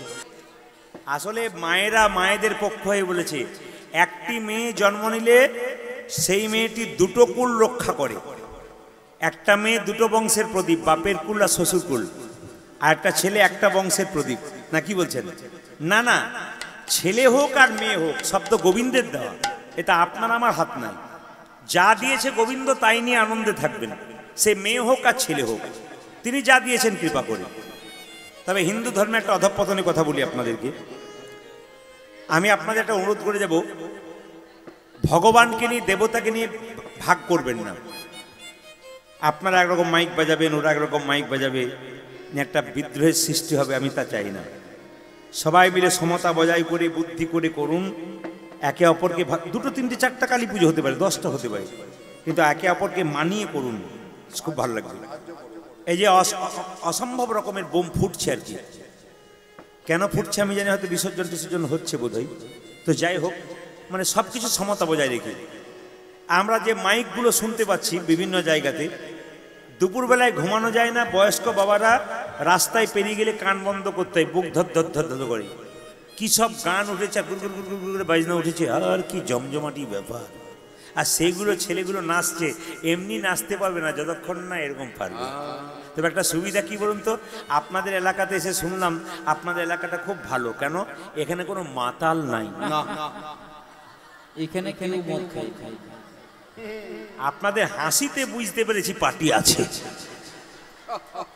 আমি ভাত টিপে বুঝলাম মায়ের, এবং ভাত টিপে বোঝে ভাতটা হয়েছে কিনা, আমি টিপেই বুঝে নিলাম পার্টি আছে। না না, শুধু তাই নয়, এখানে যোগাযোগ করার সময় ফোনে যখন আসছি, এই জ্যোৎ কমল ঢোকার আগে একজন আমাকে বলছে, আপনি প্রদীপ বাবু না? আমরা আমরা দুপুরেই খেয়েছেন? বলে হ্যাঁ আমি সবসময় খাই। আচ্ছা আপনার কীর্তন আজকে শুনতে যাবো। যেও না, গন্ধে লোক দাঁড়াতে পারবে না। তো সে বলে কি আমি কবিতা লিখি। বললাম বাবারে, জঙ্গিপুর এলাকায় কে কবিতা লিখে দেখি একবার। বলছে আমি কবিতা লিখি। বলে কি কবিতা? বলছে 2 লাইন বলবো। বলে বেশি বলার দরকার নাই, খিদে পেয়েছে, যেতে হবে, আবার বিশ্রাম নিতে হবে, একটু ছোট করে বলো। ও তখন বলছে আপেলে পোকা দুধে, আপেলে পোকা দুধে জল, বিড়িতে শক্তি আর মদে বল।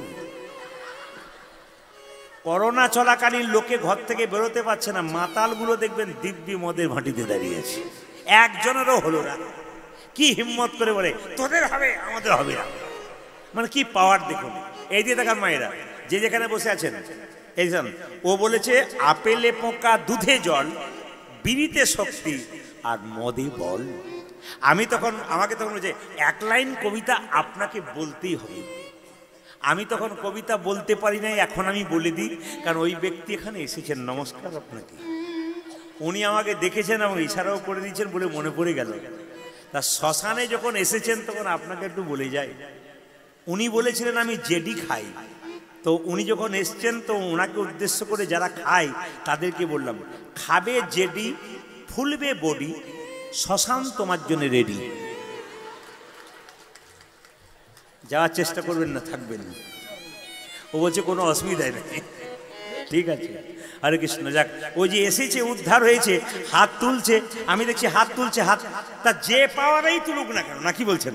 আপনার তো নিজের প্রেমে দিচ্ছে, ওকে একজন তোলাচ্ছে, তবু তো তুলছে। জগায় মাথায়ও তো উদ্ধার হয়েছিল, নাকি বলছেন? ও একদিন উদ্ধার হয়ে যাবে। পার মাতালগুলো আমার সামনে এসে বলেছে ছেড়ে দিলাম প্রদীপ বাবু, ছেলে মেয়ের মুখ থেকে ছেড়ে দিলাম, আর খাবো না, যা করেছি করেছি। আমি তখন বুঝলাম যাক কিছুটা কাজ হয়েছে। মায়েরা, মুকুন্দ সরকারের ছেলে যখন জন্ম নিল, কি বার জন্ম নিল? বৃহস্পতিবার। কি দেখুন, বাচ্চা যখন জন্ম নেয় তখন মুখে কি দিতে হয়? মধু। কিন্তু মধু কেনার পয়সা থাকলো সরস্বতী পুজোর দিন, সেদিন কি হলো জানেন? সেদিন কি দোকান বন্ধ, দেবে কি করে? 2 কানে শোনাই গেল মধুর হরি, 2 কানে শোনাই গেল মধুর হরি, 2 কানে শোনাই গেল মধুর হরি নামে শোনালো, মধুর হরি নামে শোনালো, হরি নামে শোনালো, হরি নামে শোনালো, সারে কথা শোনার আগে হরি নামে শোনালো, সারে কথা শোনার আগে হরি নামে শোনালো, সারে কথা শোনার আগে হরি নামে শোনালো, সারে কথা শোনার আগে কানওয়াই দেহ, সারে কথা শোনার আগে, কানওয়াই দেহ, সারে কথা শোনার আগে, হরি কথা শোনার আগে, কানওয়াই দেহ, সারে কথা শোনার আগে, আরে হরি কথা শোনার আগে, হরি নামে শোনালো, আজ 2 কানে শোনাইল মধুর হরি, 2 কানে শোনাইল মধুর হরি। সরস্বতী পুজোর দিনে ছেলে জন্ম নিয়েছে। মুকুন্দ সরকার বলল মা এক কাজ করো, আশীর্বাদ করো। কি? ছেলে যেন ডাক্তার হয় না, ইঞ্জিনিয়ার হয় না, কি আশীর্বাদ চাইলো? আশীর্বাদে করো মা, আশীর্বাদে করো মা, আশীর্বাদে করো মা। আশীর্বাদী করো, বড় হবার আগে মাকে বলল আশীর্বাদ করো যেন ভাগবতে পড়তে পারে, আশীর্বাদে করো যেন ভাগবত বলতে পারে, আশীর্বাদে করো মা, ভাগবতে পড়তে পারে, আশীর্বাদে করো মা। ভাগে ভাগে পড়তে পারে, আশীর্বাদে করো। আচ্ছা আমি আপনাদের বলে রাখি, আপনারা সবাই শুনবেন। আবার অপপ্রচার প্রমাণ করে দিই। আবার একটা ভিডিও ছেড়েছে, কি প্রদীপ পাল গাড়ি দুর্ঘটনায় মারা গেল, কালকে ছেড়েছে। নিয়ে কি দিয়েছে? একটা বিড়ালের ছবি দিয়ে দিয়েছি। আপনারা ভেবে নেবেন তাহলে মরে গেল বোধ হয়, আমি জঙ্গিপুরে গান করছি। দিব্যি কত বদমাইশ লোক, চিন্তা করুন। আমি ভাবছি ওদের বাচ্চাগুলো কি তৈরি হবে, ওর যে রক্তের বাচ্চা ও কি শুদ্ধ হবে নাকি বলছেন? খুব অবাক ব্যাপার। আমি এগুলো দেখি না, আমাকে বিভিন্ন মানুষ পাঠায়, আমি এগুলোকে নজরও করি না, এগুলো থেকে কি আর দিলে কেন? আমার লক্ষ্য হচ্ছে কৃষ্ণ ভক্ত তৈরি করা, ব্যাস, আর কিচ্ছু না। সুতরাং আমার হচ্ছে আমি এদের দিকে তাকাই না, আমাকে অনেক ভক্ত পাঠায় এবং বারবার বলে ব্যবস্থা নিন ব্যবস্থা নিন। ব্যবস্থা আমি নেবার কি, ও তো নিয়ে নেবে, সময় হলেই নিয়ে নেবে, চিন্তা নেই। আমি কিছু নেব না। পাপ করবে রাশি রাশি, ভোগ করবে কি তোমার মাসি পিসি? ভোগ করার জন্য তো তুমি আছো, সাবধান থেকো। অবস্থা তোমার হচ্ছে কেন, আমি কিচ্ছু নেবো না। কেন দেখুন, আমার সুনাম করে এই ইউটিউবাররা প্রচুর টাকা রোজগার করছে, আমার সুনাম করে, আবার দুর্নাম করে করছে প্রচুর টাকা রোজগার। দুর্নাম করে যদি পেট চলে, 2-4টা সংসারে ছেলে মেয়ের পেট চলে, তাদের পেটটা বন্ধ করে কি লাভ আছে? পেট যদি বন্ধ করতেই উনি করবেন, আমার কি আছে? কে কেউ কারো পেট বন্ধ করা আছে? আরে হোক না, চলুক না, কোনো অসুবিধা নেই। যত চলবে তত নিতাই গৌর হরি বল। হরে কৃষ্ণ। এসেছি খালি হাতে, যাব খালি হাতে, কোনো কিচ্ছু নাই, নিতাই গৌর হরি বল। সবাই মিলে মায়েরা আশীর্বাদে করো মা। যেটা বলবার জন্য শোনা কোন, যদি ভালো লাগে আর না লাগুক, ভালো লাগুক আর না লাগুক, খাও একটু তিতা, ইচ্ছা করুক আর না করুক, পড়ো একটু গীতা। শুনে নিন, ভালো লাগুক আর না লাগুক, শরীরের জন্য খাও একটু তিতা, প্রতিদিন তিতা। ডাক্তারবাবুরা বলছেন প্রতিদিন তিতা খাও, ভালো লাগুক আর না লাগুক, ইচ্ছা করুক আর না করুক, পড়ো একটু গীতা। মহাত্মা গান্ধী নিজের মাকে মা বলতেন আর গীতাকে মা বলতেন। এখনো বড় বড় ডাক্তারবাবুর কাছে যায়, তারা সকালবেলায় গীতা পড়ে তারপর চিকিৎসা করতে আসে। গীতাকে সম্মান দিতে হয়। আপনারা যারা পড়তে পারবেন না তারা গীতাকে প্রণাম করবেন। যদি ভুল পড়তে পারেন তবু পড়বেন, কারণ ভুল করতে করতেই তো আপনি একদিন ঠিক শিখবেন, না কি বলছেন? বাচ্চা সাইকেল চাপা শেখে, কতবার পরে তারপর তো ওঠে, না কি বলছেন? এই জন্য আমি আপনাদের ইউটিউবারদের যেগুলো ছাড়ছে সেগুলো ইউটিউবের মাধ্যমে এগুলো ছেড়ে ছেড়ে আপনাদের বলে দেবো। ভীত হবার কোনো দরকার নাই, খবরটা আপনাদের এর মধ্যে এরপর থেকে, আমি এতদিন বলি না, এরপর থেকে ছাড়তে শুরু করলাম। সবার কাছে নিবেদন রইল মায়েরা, যে যেখানে আছেন মন দিয়ে শুনবেন। গীতা পড়তে পারুন না পড়ুন, চেষ্টা করবেন। কারণ মহাপ্রভু একদিন একজন ভক্ত মন্দিরে বসে গীতা পড়ছে কাঁদছে। একজন ভক্ত মহাপ্রভুকে বলল, প্রভু একজন লোক গীতা পড়ছে কাঁদছে, কিছু বোঝেই না, পড়াশোনা করতে জানে না আর কাঁদছে। সঙ্গে সঙ্গে মহাপ্রভু বলে, হ্যাঁ গো, তুমি যে গীতা পড়ছো তোমার তো চোখে জল, তুমি কিছু বুঝতে পারছো? বলছে না, আমি অশিক্ষিত লোক। তাই তুমি কাঁদছো কেন? তাহলে কি লোক দেখানি কাঁদছো? বলছে না, আমি দেখতে পাচ্ছি যে স্বয়ং ভগবান শ্রীকৃষ্ণ রথ থেকে টানছে আর অর্জুন বসে আছে। স্বয়ং অর্জুন ভক্ত, ভগবান রথ টানছে। আমি যদি ভগবানকে অর্জুনের মতো ভালোবাসতে পারি, আমার সংসার রথটাকে ভগবান স্বয়ং নিজে টেনে নিয়ে চলে যাবে। এই জন্য কাঁদছে, অনুভব করছে ওরা। এই জন্য আমি আপনারা বলুন, বুঝুক আর না বুঝুক, পড়ুন। পড়তে পড়তে ঠিক হবে। ভালো লোকের সঙ্গ নিন, ভালো মানুষের সঙ্গ নিন, দেখবেন আপনাদের সব আশীর্বাদে করো মা, আশীর্বাদে করো মা, আশীর্বাদে করো মা। সংকীর্তন গাইতে পারে, আশীর্বাদে করো। সংকীর্তন গাইতে পারে, আশীর্বাদে করো। সংকীর্তন গাইতে পারে, হরি হরি হরি, সংকীর্তন গাইতে পারে, হরি হরি হরি হরি, ভাগবত বলে, হরি হরি হরি হরি, সংকীর্তন গাইতে হরি হরি হরি হরি, ভাগবত বলে, আশীর্বাদে করো। বাজে দুই কানে শোনাইল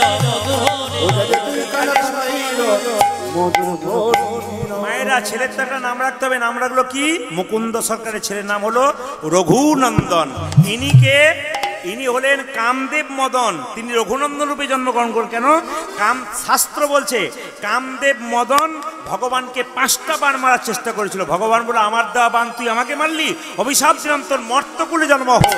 কামদেব মদন কেঁদে কেঁদে বলল, প্রভু যদি মর্তকুলে মানুষ রূপে আমাকে জন্ম হতে হয়, তাহলে তোমার জন্য চরণ সেবা করতে পারি।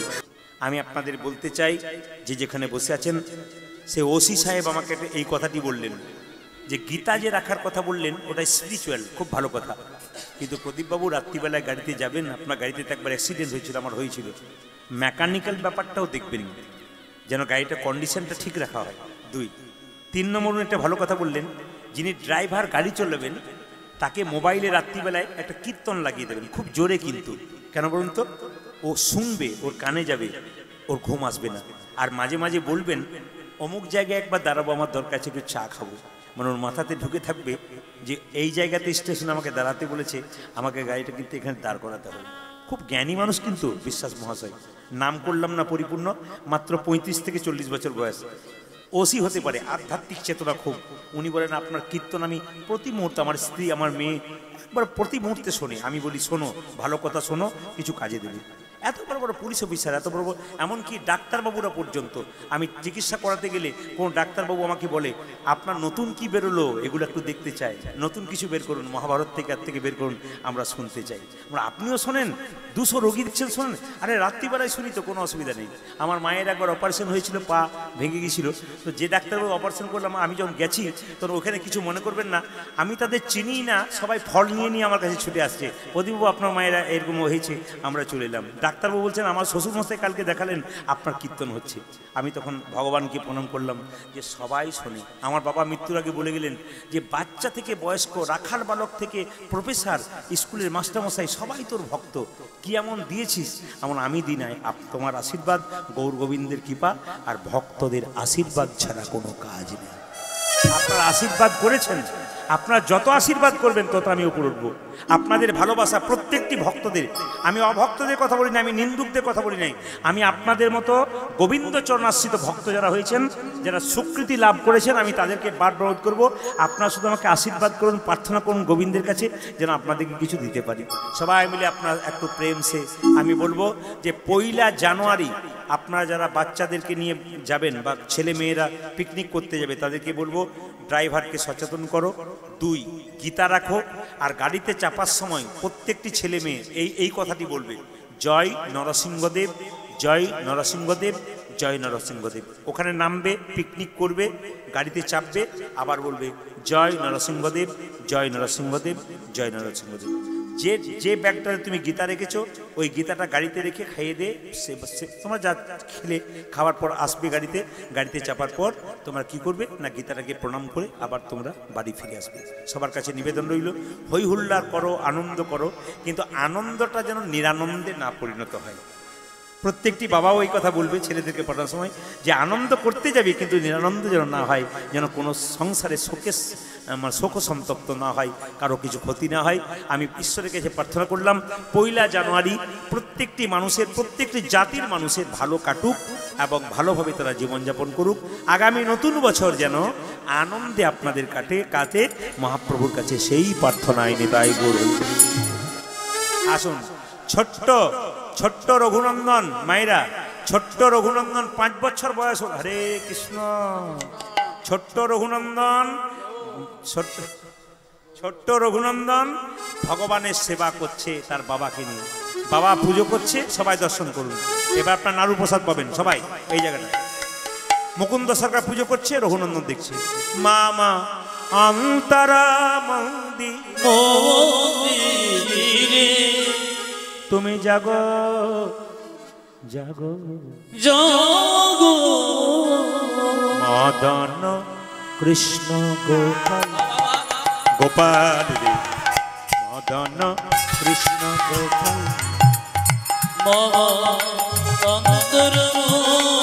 সবাই ভগবানকে স্মরণ করুন, আপন আপন ভগবানকে স্মরণ করুন, নিজের গোবিন্দকে স্মরণ করুন।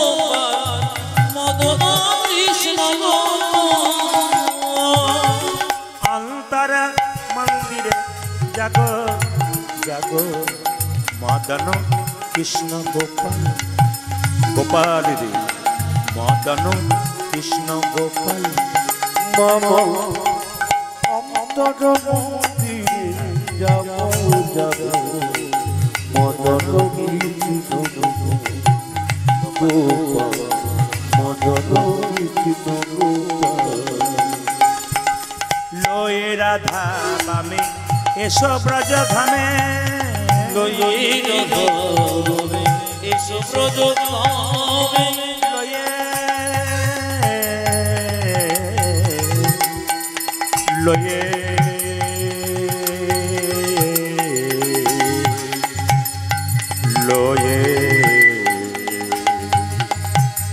লয়ে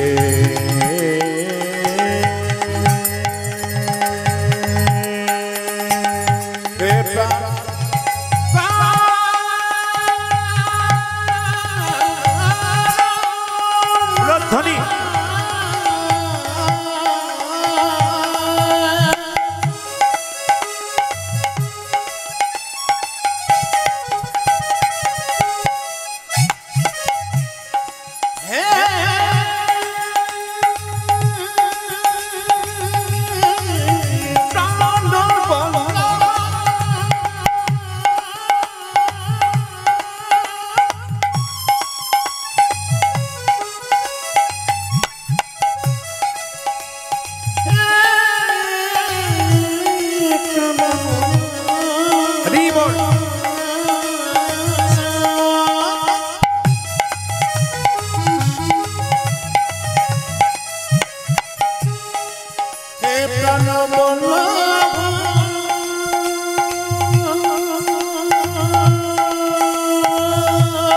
নিতাই গৌর হরি বল হরি বল।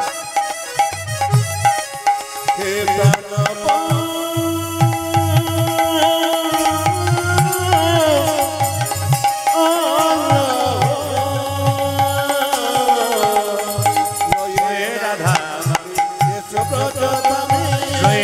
রাধা বামে এসো ব্রজধাম আজি নয়ে রাধা এসো ব্রজধামে এসো এসো গিরিধারী লাল মদন কৃষ্ণ গোপাল অন্তর মন্দিরে মদন কৃষ্ণ গোপাল মদন কৃষ্ণ গোপাল আজ গোপাল মদন কৃষ্ণ গোপাল। সবার কাছে অনুরোধ রইল কি বাবারা কি মায়েরা মাথায় একটু বাবারা মাথায় টুপি বা রুমাল থাকলে কিছু থাকলে একটু নেবেন, না নিতে পারেন তো মাথায় একটু হাতটা ঠেকাবেন, পরজনে বসবেন। শেষ ভালো তা সব ভালো। আপনার সবাই মন দিয়ে শুনবেন। ছোট্ট রঘুনন্দন প্রসাদ খাওয়াচ্ছে। বাবা গেল পাশের বাড়ি একটা পাশের গ্রামে একটা ছেলেকে চিকিৎসা করতে। ছোট্ট রঘুনন্দন আজকে পুজো করছে মন্দিরে ভগবানকে পাওয়ার জন্য। সবাই মায়েরা ছেলেকে বললো আজকে তুই খোকা পুজোটা কর গোপীনাথের। বলছে আমি মন্ত্র জানি না।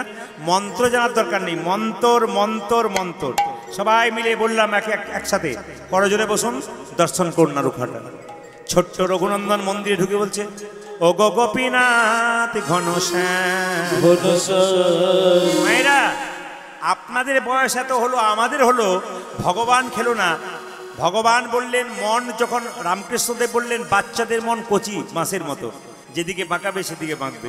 ছোট্ট রঘুনন্দন 5 বছর বয়স গোপীনাথকে গিয়ে বলছে ও গো গোপীনাথ বাবা তোমাকে চন্দন দেয়, বাবা তোমাকে তুলসী পত্র দেয়, বাবা তোমাকে গঙ্গা জল দেয়, কিন্তু আমার তো চন্দন কেনার পয়সা নাই, আমার তো তুলসী পত্র নাই, আমার তো গঙ্গা জল নাই, তবে আমি কি গোবিন্দের ভজনা করতে পারবো না? ও গো গোপীনাথ আমি শাস্ত্রে জেনেছি যদি কারো চন্দন না রইল ভক্তি চন্দন গোবিন্দের চরণে দাও, যদি কারো ফুল রইল মন কুসুম গোবিন্দের চরণে দাও, গঙ্গা জল নাই বা রইল দুটি নয়নের জল গোবিন্দের চরণে দাও। ছোট্ট রঘুনন্দন বারবার বলছে গোপীনাথ নাড়ু খাও নাড়ু খাও নাড়ু খাও। পাথরের গোপীনাথ যখন নাড়ু খাচ্ছে না, সবাই তাকান, ছোট্ট রঘুনন্দন বলছে তুমি না তুমি নাকি ভক্ত প্রহ্লাদের হাতে খেয়েছো, ধুবের হাতে খেয়েছো, আমার হাতে খাবে না? দাঁড়াও দেখাচ্ছি মজা। পাথরের গোপীনাথের পায়ে ছোট্ট রঘুনন্দন মাথা ঢুকছে। গোপীনাথ গোপীনাথ গোপীনাথ। রক্ত আর চোখের জলে মন্দির ভেসে গেল। ভগবান মনে মনে ভাবলো রঘুরে লোকে আমায় সোনার থালায় রূপোর থালায় পায়েস দেয়, তুই আমায় চোখের জলে, তুই আমায় চোখের জলে, তুই আমায় চোখের জলে আমার চরণ সেবা করছিস। আমি যদি তোর হাতে একটা নাড়ু না খাই। দেখুন কীর্তনের পরিবেশ দেখুন। সেই 6:30 থেকে আপনারা বসেছেন, কীর্তন শেষ অবস্থায় আপনারা স্থির হয়ে যাচ্ছেন। মীরাবাই বলেছেন বিনা প্রেম সে না মিলে নন্দলাল। আপনার প্রেমের কথা শুনছেন তখন আপনার পাশে ছোট বাচ্চাটা পর্যন্ত স্থির হয়ে যাচ্ছে। সবাই তাকান, চোখে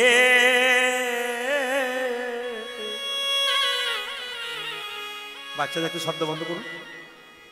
চোখের জলে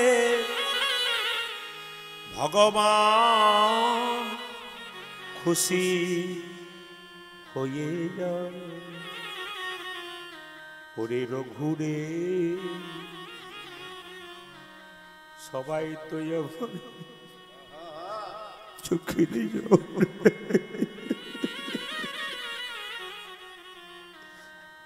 কিন্তু তোর মতো এমন করি কি রক্ত দিয়ে চরণ সেবা করে না।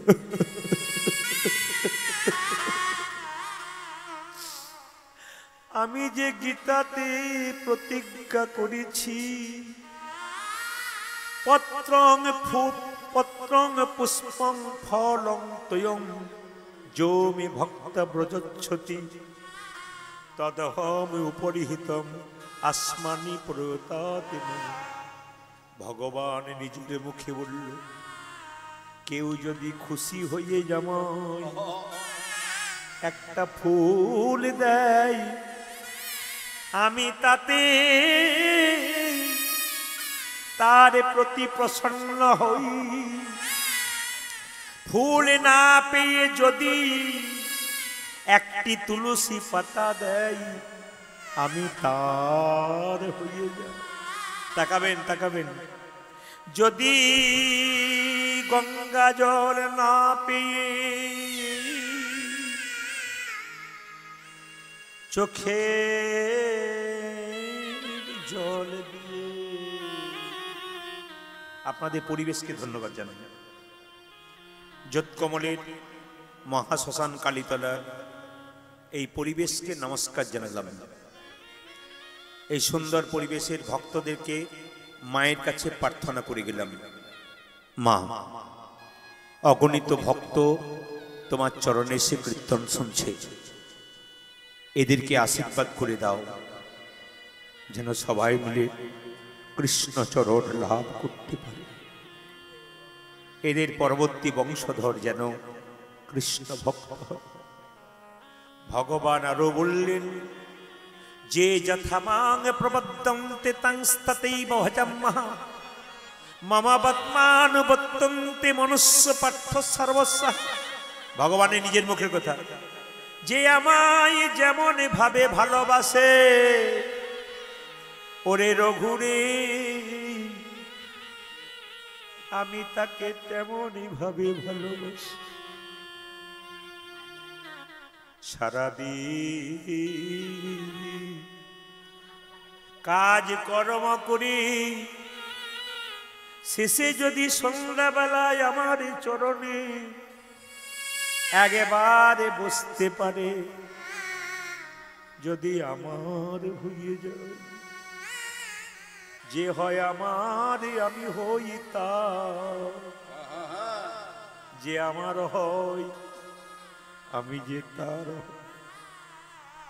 শেষের দিলে কেউ যদি পাশে না থাকে, ভক্ত যদি ডাকার মতো ডাকে, শেষের দিনে কেউ কাছে না থাকলেও আমি তার পাশে বসি বিদায় গৌর। পেছন থেকে হাত বাড়িয়ে পাথরের গোপীনাথ বলছে, নারুদে নারুদে নারুদে। যেই না পাথরের গোপীনাথ হাত বাড়িয়ে বলছে, রঘুনন্দন নারুদে, রঘুনন্দন নাড়ু দেয়, সবে নাড়ু গোপীনাথ খেয়ে নেয়। ছোট্ট রঘু প্রশ্ন করে, ওগো গোপীনাথ, বাবা তোমাকে প্রতিদিন পুজো করে, তুমি এত নাড়ু খাও না, কিন্তু আমার হাতে এত নাড়ু খাচ্ছ কেন? পাথরের গোপীনাথ কেঁদে কেঁদে বলে, সবাই আমায় ডাকে রে রঘু, তোর মতো এমন করে চোখের জলে ভেসে কেউ ডাকে না। আমায় চোখের জলে ভেসে কেউ ডাকে না, চোখে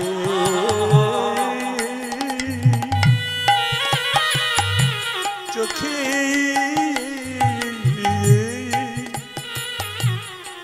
চোখের জলে ভেসে,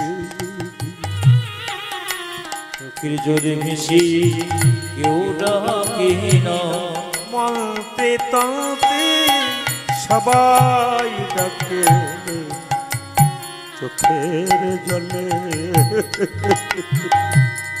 কেউ ডাকে না।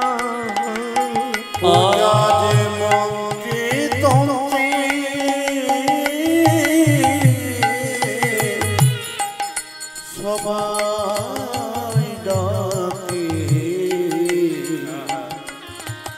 এমন চোখে কেউ ডাকে না। সোনার থালা রূপোর থালা। আমায় কতজন কত পায়েস দেয়, কতজন কত কিছু দেয়, কিন্তু তুই আমায় রক্ত আর চোখের জল দিয়ে আমার চরণ সেবা করলি। আমি যদি তোর হাতে একটা নাড়ু না খাই, ভক্ত আমায় কোনদিন দেবে না, ভক্ত আমায় কোনদিন ভালোবাসবে না। তাই আমায় নাড়ু দে, চোখের জলে ভেসে ডাকলে পরে, চোখের জলে ভেসে ডাকলে পরে, কৃষ্ণ কৃষ্ণ কৃষ্ণ বলে, চোখের জলে ভেসে ডাকলে পরে, অজয় কৃষ্ণ কৃষ্ণ কৃষ্ণ বলে, কৃষ্ণ প্রাণ গোবিন্দ বলে, কৃষ্ণ ডাকলে পরে, কৃষ্ণ প্রাণে গোবিন্দ বলে, কৃষ্ণ বলে ডাকলে পরে, কৃষ্ণ প্রাণে গোবিন্দ বলে, চোখে জলে ভেসে কেউ না কেন। মায়েরা এই যে তাকান, যখন নাড়ুটা খেয়েছে, খেতে খেতে খেতে খেতে খেতে খেতে সব নাড়ু খেয়ে নিচ্ছে, একটা নাড়ু রঘুনন্দনকে জোর করে খাইয়েছে। শেষ নাড়ুটা যখন খেতে যাবে মায়েরা, অর্ধেকটা খেয়েছে, অর্ধেকটা রয়ে গেছে, আর বাবা ছুটে এসে যে না দরজাটা খুলেছে, অর্ধেকটা পাথরের নাড়ু দেখতে পেয়েছে। তাকান, যে না অর্ধেকটা পাথরের নাড়ু দেখেছে, অমনি বাবা বলে, এই রঘু, আজকে নাড়ু কে খেয়েছে? গোপীনাথ খেয়েছে। চুপ কর, মিথ্যাবাদী হতে গেল। আমার একটি মাত্র ছেলে, সে মিথ্যে কথা বলে? ভগবান নাড়ু খায়? বাবা তুমি তো বললে পল্লাতে হাতে খেয়েছে, ধুবে হাতে খেয়েছে, আমার হাতে খেয়েছে, দেখাতে পারবি? বলে হ্যাঁ দেখাবো। বাবা বললো আমি দরজার বাইরে রয়েছি, তুই আবার নাড়ু খাওয়া।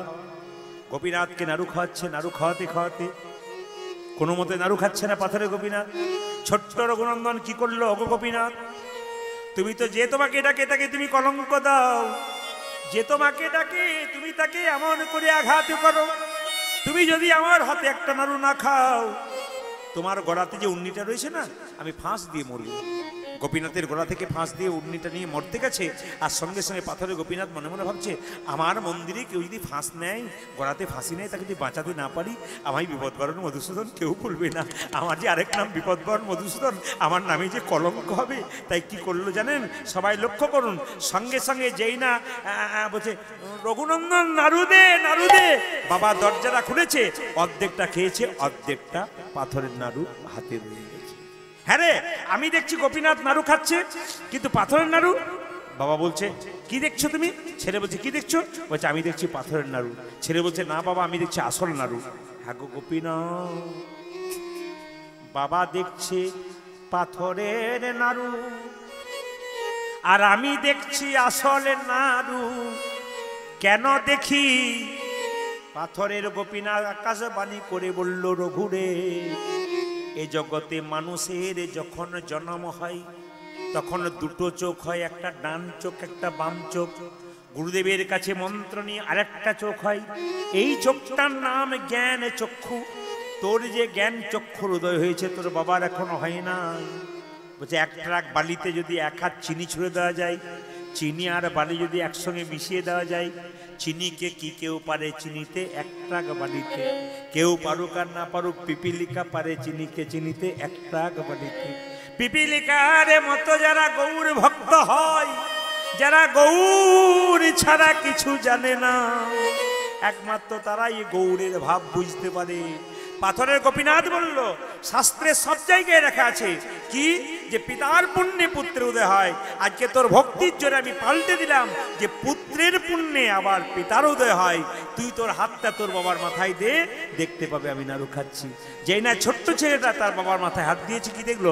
অদ্যপি খণ্ডপুরে অর্ধনারু আছে করে, অদ্যপি খণ্ডপুরে অর্ধনারু আছে করে, অদ্যপি খণ্ডপুরে অর্ধনারু আছে করে, অদ্যপি খণ্ডপুরে অর্ধনারু আছে করে। যত ভক্তগণ জনে জন, আজ দেখে যত ভক্তগণ জনে জনে, দেখে যত ভক্তগণ জনে জন, আজ দেখে যত ভক্তগণের জনে জনে, ব্রজের মদন যেই শিরগুণন্দন, ব্রজের মদন যেই শিরগুণন্দন সে, মদন যেই শিরগুণন্দন দাস রস ভনে ভন আজ ভব দাস রস ভনে ভন আজ মিলন হলো আজ রে। মিলন হলো রে। আচ্ছা আপনার কি বাড়ি যাবেন না নাকি? বাড়ি যাবেন না?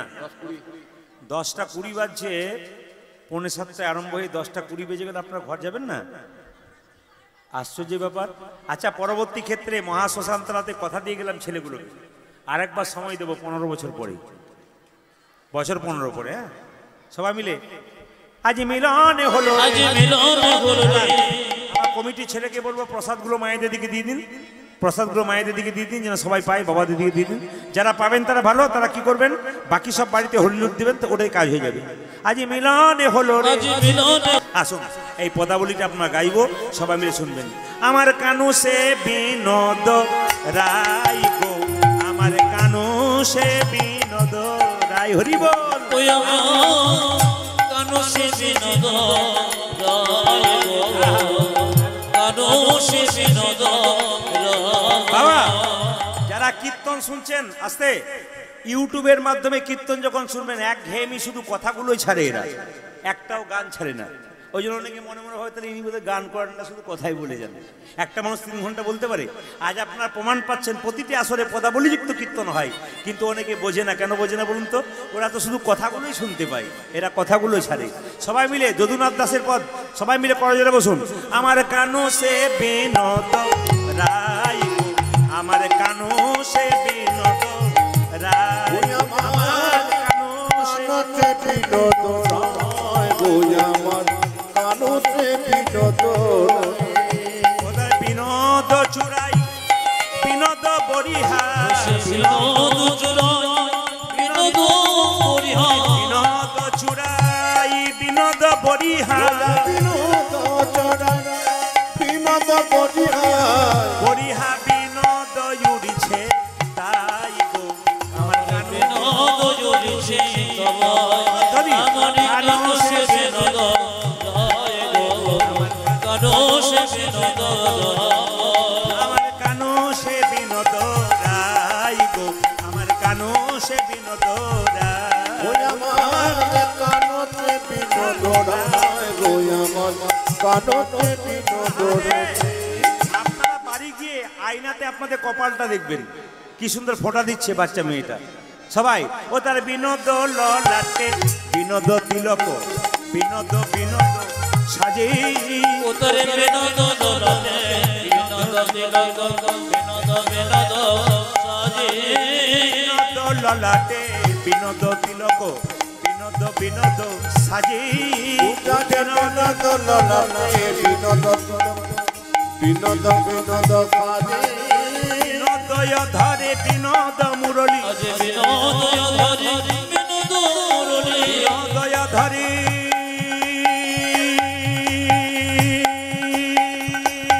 হরি বল।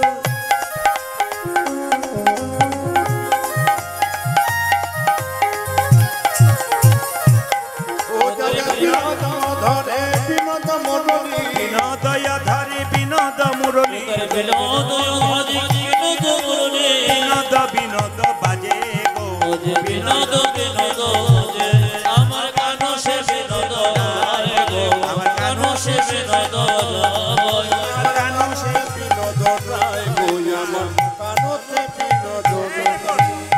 বিনোদ গলাই বিনোদ মালা, বিনোদ বিনোদ দোলে, আমার বিনোদ গোলায় বিনোদ মালা, বিনোদ বিনোদ দোলে।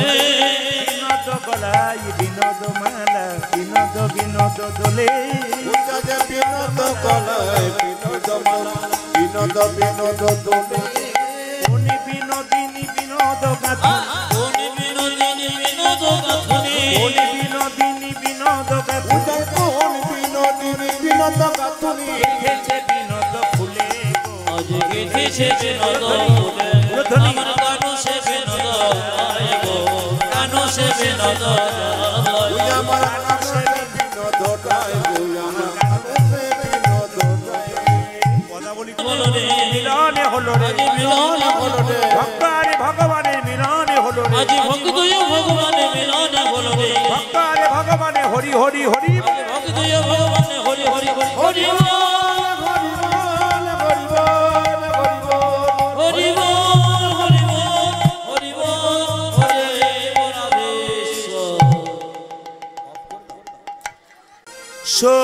ধ্বনি তীরে সুর ধ্বনি তেরা মহাবিল বিলস সমবয় বালক সঙ্গে আজি সুর ধ্বনি প্রভু যাচ্ছেন মহাবিলস সমবয় বালক সঙ্গে স্বর ধ্বনি তীরে মহাবিল সমবয় বালক সঙ্গে ছোট বীর মহাবীর সমবয় করে কর তালি ধ্বনিত হরি ধ্বনি তালি দিন আমার ঘরে করুণ তালি ধ্বনি তো হরি ধ্বনি করে কর তালি ধ্বনিত হরি ধ্বনি করুণ ধ্বনি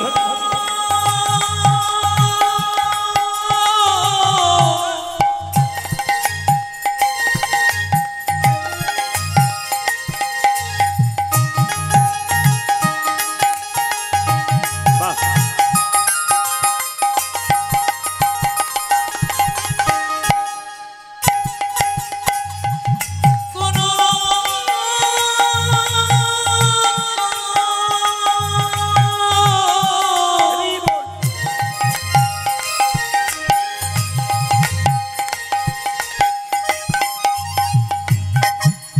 করে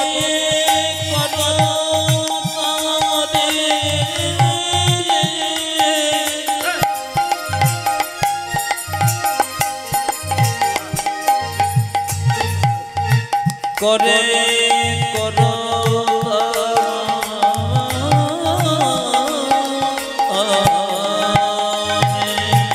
করে করো তালি ধ্বনি তো হরি ধ্বনি ও যে করে কর তালি ধ্বনিত হরি ধ্বনি ও যজ করে কর তালি এই যে ধ্বনি এই যে তাকান যার যেমন ভাব তার তেমন লাভ তাকাবেন এই দেখুন দু ভাই মিলে নৃত্য করছে মহাপ্রভুর সঙ্গে আর সঙ্গে সঙ্গে ছোট ভাই বলছে দাদা আমি কি দেখছি জানো ওই তোই আমার গোরা ওই দেখে ওই তো আমার গোরা নাচে ওই তোই আমার গোরা দেখো দেখো ওই তুই আমার পুরাণ আছে আমি দণ্ড বাহু তুলে ওই তোই আমার গোরা দেখো হেমি দণ্ড বাহু খুলে ওই তো আমার গোরা নাচে আমি দণ্ড বাহু তুলে ওই তোই আমার গোরা দেখো হেমি দণ্ড বাবু ওই তুই আমার এই দেখুন পুরাণ আছে যারা কীর্তন শুনছেন দু ভাই কীর্তন শুনতে এখানে আসতে পারেন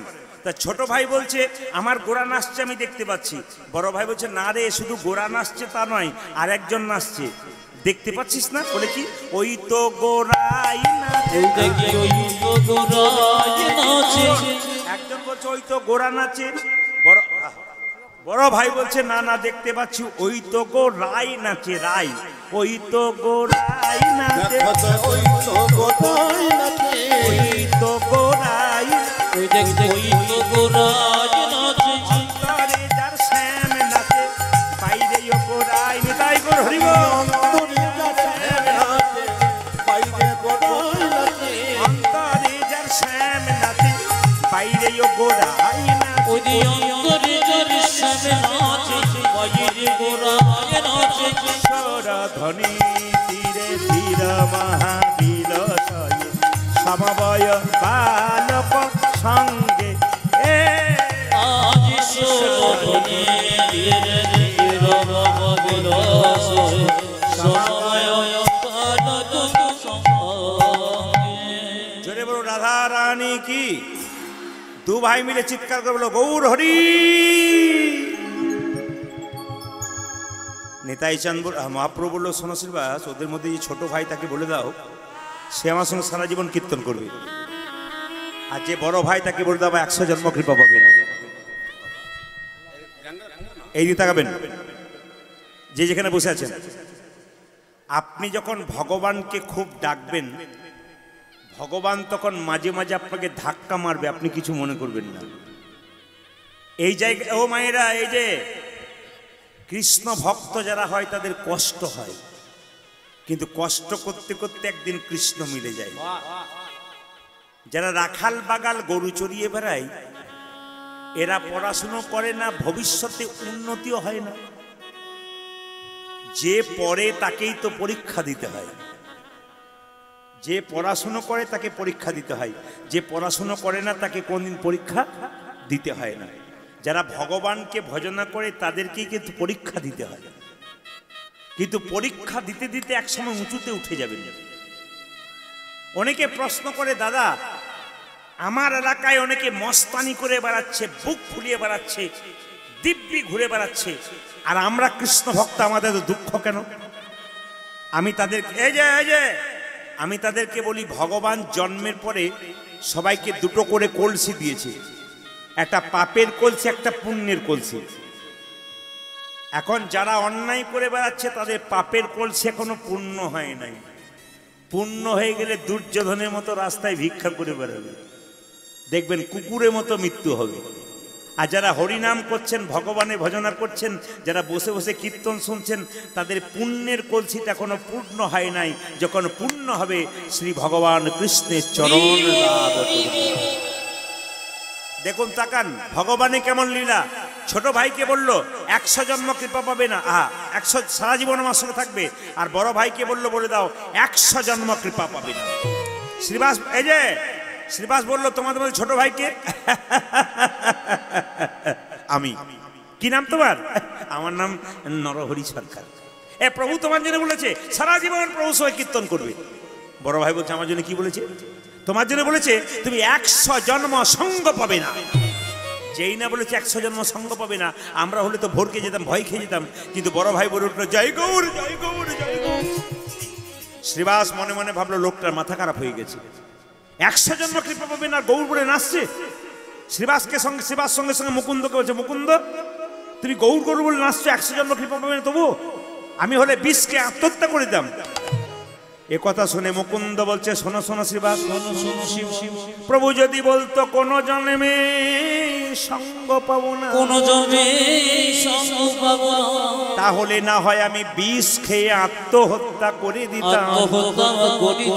প্রভু বলেছে 100 জন্ম সঙ্গ পাবো না, 100 জন্ম সঙ্গ পাবো না, 100 জন্ম গৌর বললে কেঁদে কেঁদে বেড়াবো, কেঁদে বেড়াবো। যখন 100 জন্ম পেরিয়ে যাবে, 101 জন্মে প্রভুর সঙ্গ পাবো, 101 জন্মে প্রভু সঙ্গ পাবো, 1 জন্মে প্রভুর সঙ্গ পাবো, 101 জন্মে প্রভু সঙ্গ পাবো। আমি 100 জন্ম কেঁদে বেড়াবো, 1 জন্মে প্রভুর সঙ্গ পাবো, 101 জন্মে প্রভু সঙ্গ পাবো, 101 জন্মে প্রভুর সঙ্গ পাবো, 100 জন্ম সঙ্গে বেড়াবো, 101 জন্মে প্রভু সঙ্গ পাবো, 100 জন্ম কেঁদে বেড়াবো, 101 জন্মে প্রভু সঙ্গ পাবো, 101 জন্মে প্রভু সঙ্গ পাবো। কিছু মনে করবেন না, কীর্তন শুনতে শুনতে যাদের ধৈর্য থাকবে না, চঞ্চল হয়ে যাবেন, ওঠা বসা করবেন, তাদের ছেলে মেয়ে যখন পড়াশুনো করতে গিয়ে উঠবে আর বসবে, তখন কিন্তু ছেলে মেয়েকে বলবেন না একবার যাকবার বস, একবার যাকবার বস, বলবেন না। কিন্তু কেন বলুন তো? ও তো বড় হয়ে আপনাকে বলবে, তোমারই চঞ্চলতা, তোমারই মন ঠিক নাই, আবার তুমি আমাকে গিয়ে ঠেকাচ্ছ। এই জন্য আমি আপনাদের বলবো, খালি ঘর ঘর ঘর ঘর ঘর ঘর করেছিলে, মৃত্যুর সময় তোমার গলা ঘর ঘর ঘর ঘর ঘর ঘর তাকাবেন আপনারা। এই জন্য পণ্ডিত বললেন যে পঞ্চপাণ্ডবের দাদা যুধিষ্ঠির স্থির ব্যক্তি ছিলেন, ভগবান পেলেন। আর দুর্যোধন 100 ভাইয়ের দাদা চঞ্চল ছিল, ভগবান হারালো। এই জন্য আমি আপনাদের বলবো, মন মানা মদ ভক্ত, যদি আপনার মনটাকে গোবিন্দের চরণ দিতে পারেন, আজকে মনটাকে দিতে পারেন, আপনার গোবিন্দের কৃপা হবে। এই জন্য আপনাদের সুন্দর মন নিয়ে কীর্তন শুনতে এসছেন, আজকে কোনো চঞ্চলতা নেই, আজকে কোনো বাড়ি যাবার কথা নেই, আজকে চুপচাপ বসে মনকে গোবিন্দের চরণে দিন। আজকের দিনটা দেবেন বলে কতদিন আপনি লাভ পেয়ে যাবেন। একদিন ব্যাংকের টাকা জমা দিলে যেমন 10 বছর পরে সুদ পাওয়া যায়, আপনি আজকে হরিনামের ব্যাংকে নিজের মনটাকে দিলেন, আপনি একদিন গোবিন্দের কৃপা পাবেনই পাবেন। নিতাই গৌর হরি। তো এই জন্য বলে রাখি 3 ঘন্টার কীর্তন শুনতে যদি 3 বার বসতে হয় 3 বার উঠতে হয়, তাহলে মুকুন্দ সরকার বললো 100 জন্ম গৌর বলে কাঁদবো, 101 জন্মে তো কি পাবো? মায়েরা, মুকুন্দ চোখের জলে ভাসছে, ভগবান সব সহ্য করতে পারে, চোখের জল সহ্য করতে পারে না। মুকুন্দকে বলছে, মুকুন্দ তুমি কাঁদছো? হ্যাঁ প্রভু, তুমি আমার ভাইকে কৃপা করলে আর আমাকে করলে না, আমাকে কৃপা করলে না। মহাপ্রভু বাণী দেখুন কি সুন্দর বললেন, মুকুন্দ এ সংসারে যারা বড় ভাই আর বড় বউ হয়, এই মোবাইল বন্ধ কর, এ সংসারে যারা বড় ভাই বড় বউ হয়, দায়িত্ব সবচাইতে বেশি হয় আমার কথা নয়, মহাপ্রভুর কথা। দেখবেন বড় বড় গাছগুলো যেমন ছোট ছোট গাছগুলোকে ঝড়ঝঞ্ঝা থেকে রক্ষা করে, এই সংসারে বড় ভাই হাজার কথা শুনতে পারে লোকের কাছে, কিন্তু ছোট ভাইদের পাশে সব সময় থাকবে, এটা মহাপ্রভু শিখিয়ে দিলেন। তোমার ভাইকে আমার সঙ্গে ডাকলাম, তোমাকে শ্রীখণ্ডে পাঠিয়ে দিলাম কেন? তোমরা 2 ভাই মিলে কীর্তন করতে এলে লোকে ভাববে ও হরিনাম করতে গিয়ে বাড়ি সব না খেয়ে মরলো, কেউ আর হরিনাম করিস না, তাই তোমাকে শ্রীখণ্ডে পাঠিয়ে দিলাম আর তোমার ভাইকে আমার সঙ্গে রাখলাম। তবে মুকুন্দ তোমার মাথায় হাত দিয়ে আশীর্বাদ করলাম, তুমি কাল থেকে বাড়ি গিয়ে যাকে চিকিৎসা করবে তারই রোগ ভালো হয়ে যাবে। মুকুন্দ তুমি এক কাজ করো, বাড়ি ফিরে যাও, একটা গোপীনাথের মন্দির তৈরি করো, জীবের দ্বারে হরিনাম দাও, আর গরিবের চিকিৎসা করো, বড় লোকের করবে না। ও মুকুন্দ দেরি করো না, ফিরে যাও, ফিরে যাও, শ্রীখণ্ডে ফিরে যাও, ফিরে যাও, ফিরে যাও, শ্রীখণ্ডে ফিরে যাও, ফিরে যাও, ফিরে যাও, শ্রীখণ্ডে ফিরে যাও, ফিরে যাও, ফিরে যাও, শ্রীখণ্ডে ফিরে যাও। তারে দাঁড়ে গিয়া চরণে ধরিয়া, দাদে দাদে গিয়া চরণে ধরিয়া,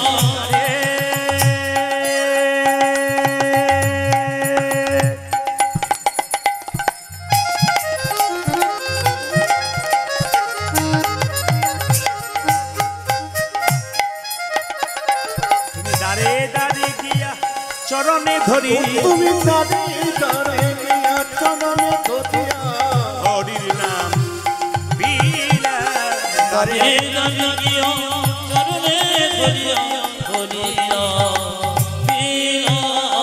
ফিরে যাও, ফিরে যাও, শ্রীখণ্ডে ফিরে যাও, আদি ফিরে যাও, ফিরে যাও, শ্রীখণ্ডে ফিরে যাও। আমার মহাপ্রভুর আজ্ঞা পাইয়া মুকুন্দ চলিলা, মুকুন্দ চলিলা, প্রভু মুকুন্দ চলিল, মুকুন্দ চলিল, মহাপ্রভুর আজ্ঞা পাইয়া মুকুন্দ চলিলা, মুকুন্দ চলিলা, মুকুন্দ চলিলা, মুকুন্দ চলিলা, আর শ্রীখণ্ড গ্রামেতে আসি, শিশুত গ্রামেতে আসি, শ্রীখণ্ড গ্রামেতে আসি, আদি শ্রীখণ্ড গ্রামেতে আসি, উপনীত হইলা, উপনীত হইলা, আমি শিশুত গ্রামেতে আসি, উপনীত হইয়া, উপনীত হইয়া, বল বল হরি বল, বল বল হরি বল, বল বল হরি বল, বল বল, হরি বল। বলুন জয় গোপীনাথ জি কি, গোপীনাথ জিউ কি, গোপীনাথ জিউ কি, গোপীনাথ জিউ কি। বেশ, এবার বলে দিই, মুকুন্দ সরকার বাড়ি ফিরে এলো অঘ্রাণ মাসে, অগ্রায়ণ আসতে, হরি হরি হরি বলে, আজ জগজনে বিরাগন প্রেম, হরি জগজনে বিলাল প্রেম, হরি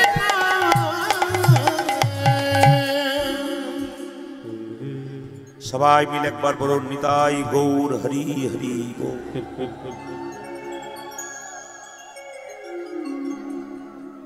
যে জায়গাতে এসেছেন জ্যোৎকমল মহাশ্মশান কালী মন্দির,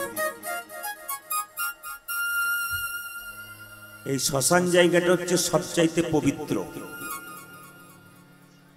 বাড়িতে যজ্ঞ করবেন, বেলপাতা দেবেন, ঘি দেবেন, কাঠ দেবেন, কিন্তু এইখানে যে যজ্ঞটা হবে এটা আপনার জীবনের শেষ যজ্ঞ। কেন এই শ্মশানটাকে পবিত্র বলছে? আপনার দেহটাকেই এই যজ্ঞে আহুতি দেবেন। যেখানে নিজের দেহটাকে আহুতি দেওয়া হয় সেটা হচ্ছে পবিত্র জায়গায়। মায়েরা, গাড়ি বাড়ি টাকা পয়সা ধন দৌলত করেছেন, সুন্দর সুন্দর সজ্জা করেছেন, কিন্তু যতই শুয়ে থাকুন শেষ শোবার জায়গা হলো শ্মশানের চিতার ওপর।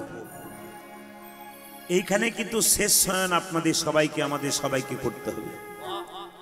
তাই বারবার বলবো, আমরা শুয়ে থাকতে থাকতে চিতার কথা মাঝে মাঝে স্মরণ করব, তবে কিন্তু মনুষ্যত্ব জাগবে, নইলে জাগবে না।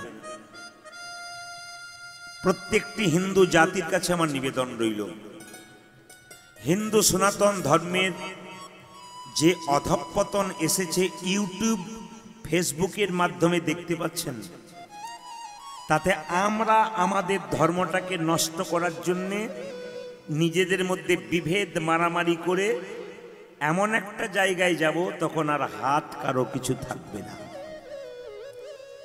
শুধু তাই নয়, আপনারা যারা কীর্তন শুনছেন অনুরোধ করব আপনাদের এই কথাগুলো শোনার জন্য। ভালো ভালো কথা যখন আমি বলছি, ভালো ভালো ব্যক্তিরা নিচ্ছেন, কিন্তু ইউটিউব এবং ফেসবুকের মাধ্যমে কিছু অসাধু ইউটিউবার, সবাই নয় কিন্তু কিছু অসাধু ইউটিউবার আপনারা দেখবেন ফেসবুকের মাধ্যমে আমাদের নামে নানা রকম কুকীর্তি ছাড়ছে।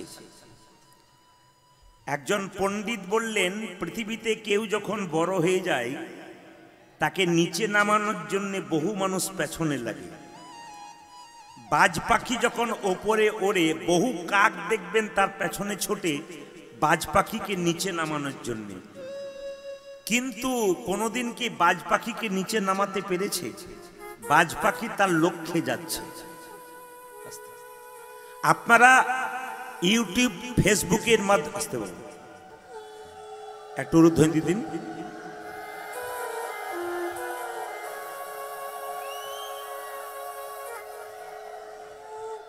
আপনারা ইউটিউব ফেসবুকের মাধ্যমে দেখতে পাবেন যারা কীর্তন শুনতে এসছেন।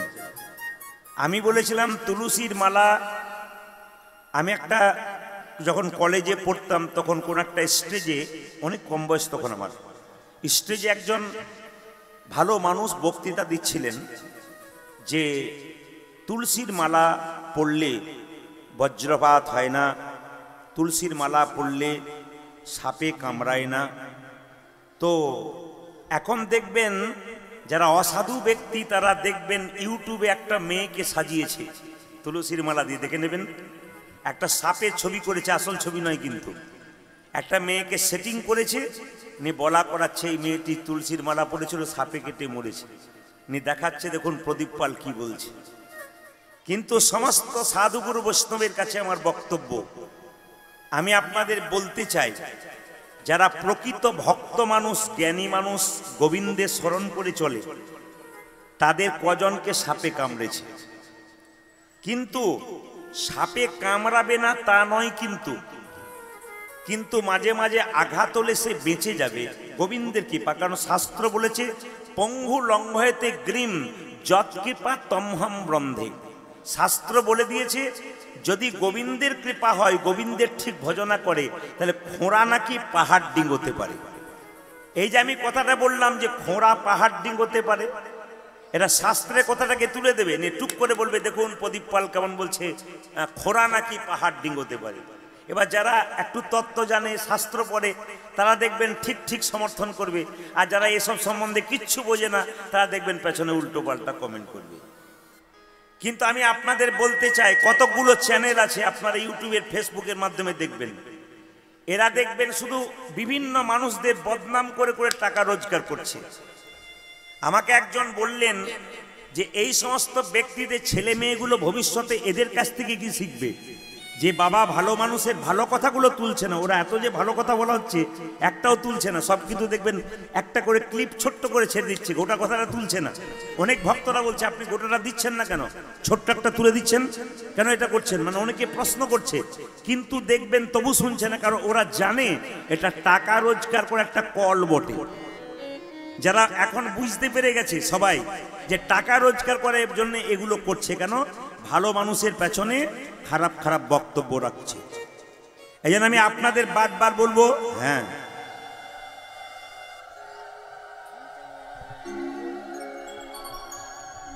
আমি বারবার বলবো এ সমস্ত অসাধু ব্যবসায়ীদের দিকে তাকাবেন না। এদের দিকে যত দেখবেন তত ওদের ভিউজ বাড়বে, যত ভিউজ বাড়বে তত ওরা টাকা কামাবে। এই জন্য বারবার ভালো ইউটিউবার অনেক আছে দেখবেন, সুন্দর সুন্দর কথা ছাড়ছে, যার জন্য আপনারা আসছেন। আচ্ছা আপনারা বলুন তো, শীতের রাত্রিতে এত মানুষের ভিড় কেন? তারা কি ওগুলোকে শুনে এসেছে না আসল জিনিসগুলো শুনে এসেছে? বলুন আপনারা, এত শীতের রাত্রিতে এত মানুষের ভিড় কেন? ওগুলোর দিকে তাকায় না। ভালো মানুষরা আমাকে মন্তব্য করে, বলে ওগুলোর দিকে তাকাবেন না, আপনি আপনার লক্ষ্যে চলুন। ওই বদমাইশগুলো তো সব করবে, ওদের তো স্বভাবটা ওটা, তো ওটার দিকে তাকাবেন না। আমি তো বলি হ্যাঁ, হাতি রাস্তা দিয়ে যায়, কুকুর ঘেউ ঘেউ করে, হাতি কি রাস্তা কুকুরের দিকে তাকায়? কুকুর তো ঘেউ ঘেউ করবে, ওরা করুক, কিন্তু হাতি তার রাস্তাতেই যাবে। নিতাই গৌর হরি হরি হরি। তা আপনাদের সামনে নিবেদন রইল, স্বয়ং মহাপ্রভু নবদ্বীপের মাটিতে এলেন শ্রী গৌরাঙ্গ প্রেমের ঠাকুর। শ্রী গৌরাঙ্গ প্রেমের ঠাকুর প্রেম বিলাতে এলো নদী যাইয়া।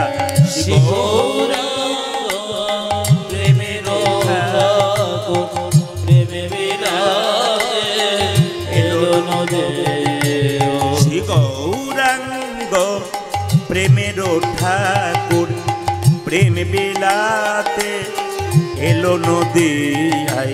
শ্রী গৌরাঙ্গ প্রেমের ঠাকুর প্রেম বিলাতে এলো নদী। রাধা প্রেমে করা তনু, রাধা প্রেমে করা তনু, রাধা প্রেমে করা তনু, রাধা প্রেমে করা তনু অন্তরে যার শ্যামরাই। রাধা প্রেমে করা তনু অন্তরে যাচ্ছে মরম। রাধা প্রেমে করা তনু অন্তরে যার শ্যামরাই।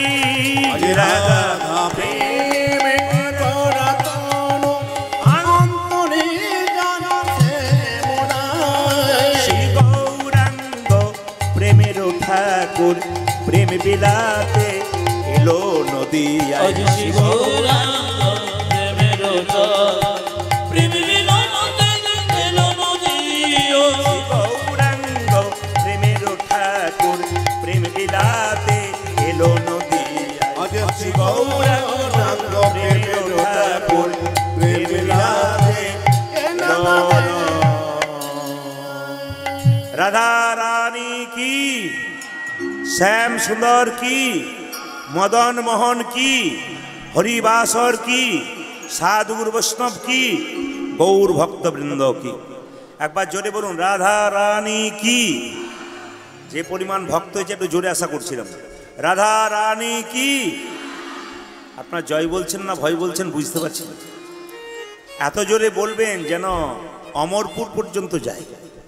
রাধা রানী কি বেড়েছে, শ্যাম সুন্দর কি, মদন মোহন কি, হরিবাসর কি, ঠান্ডা লাগছে কি।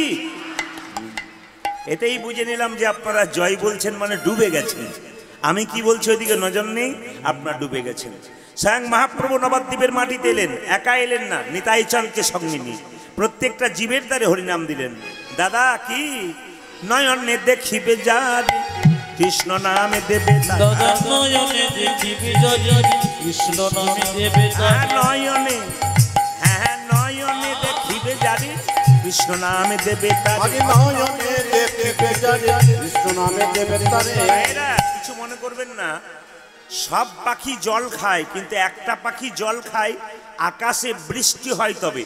সেই পাখিটার নাম কি বলুন তো, জোরে বলুন। আপনারা উত্তর দিয়ে দিলেন কি পাখি?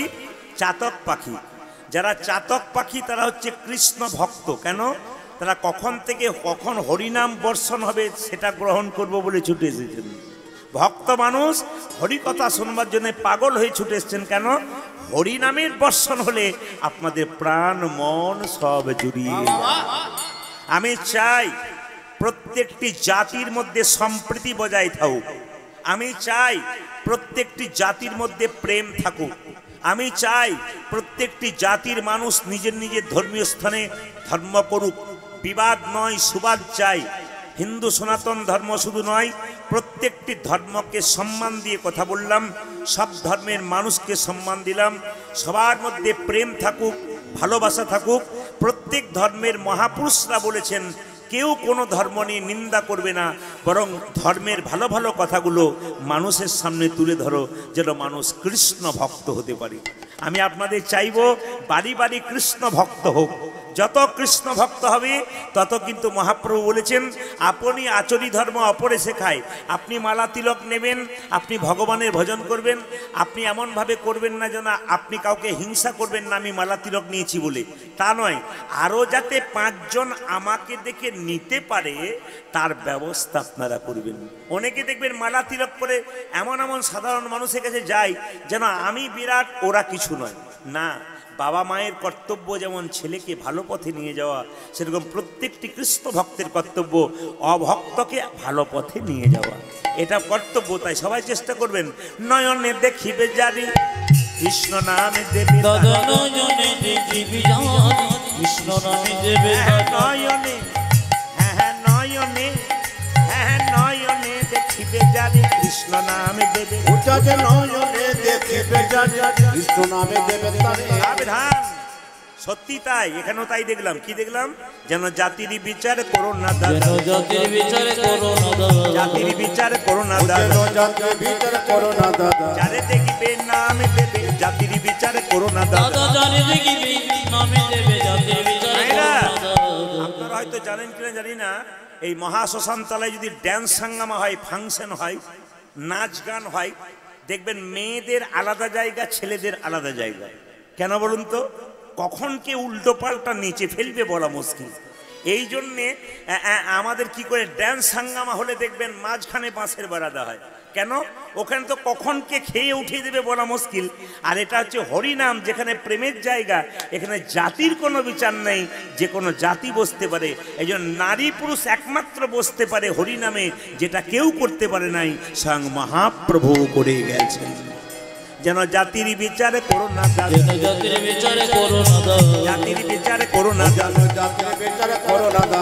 যারে দেখিবে নামে দেবে জাতির বিচারে করো না দাদা। তুমি জানি দেখিবে নামে দেবে জাতির বিচার করো না দাদা, যারে দেখিবে নামে দেবে জাতির বিচারে করো না দাদা। তুমি যারে দেখিবে নামে দেবে জাতির বিচার করো না দাদা। আমরা কিছুই বুঝলাম না নিতাই চাঁদ কি করলো, মহাপ্রভু কি করলো।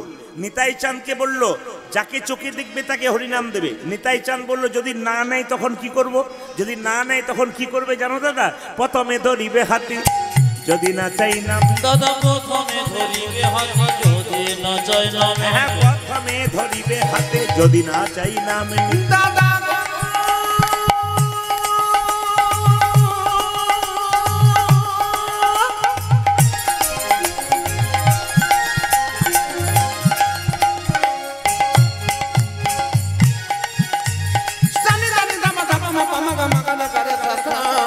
প্রথমে ধরিবে হাতে যদি না চাই নামে নামে। হ্যাঁ, প্রথমে ধরিবে হাতে যদি না চাই নাম দাদা, প্রথমে ধরিবে হাতে যদি না চাই নাম।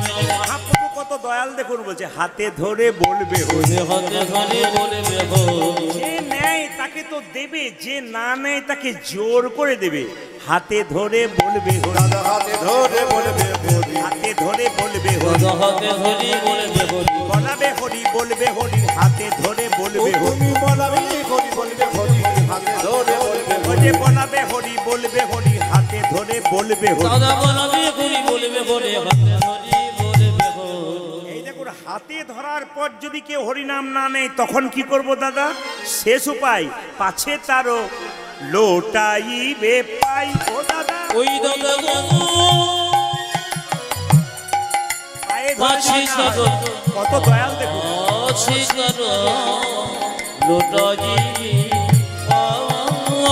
ও যে পাছে তারও লোটাইবে পাই।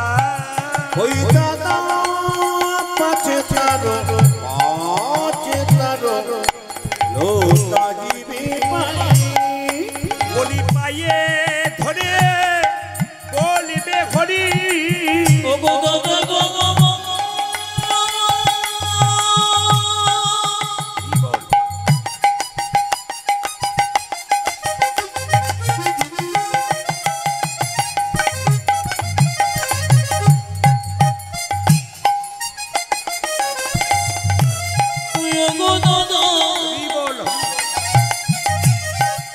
দাদা তুমি মাঝে ঘুরে বলিবে হরি। ও তুমি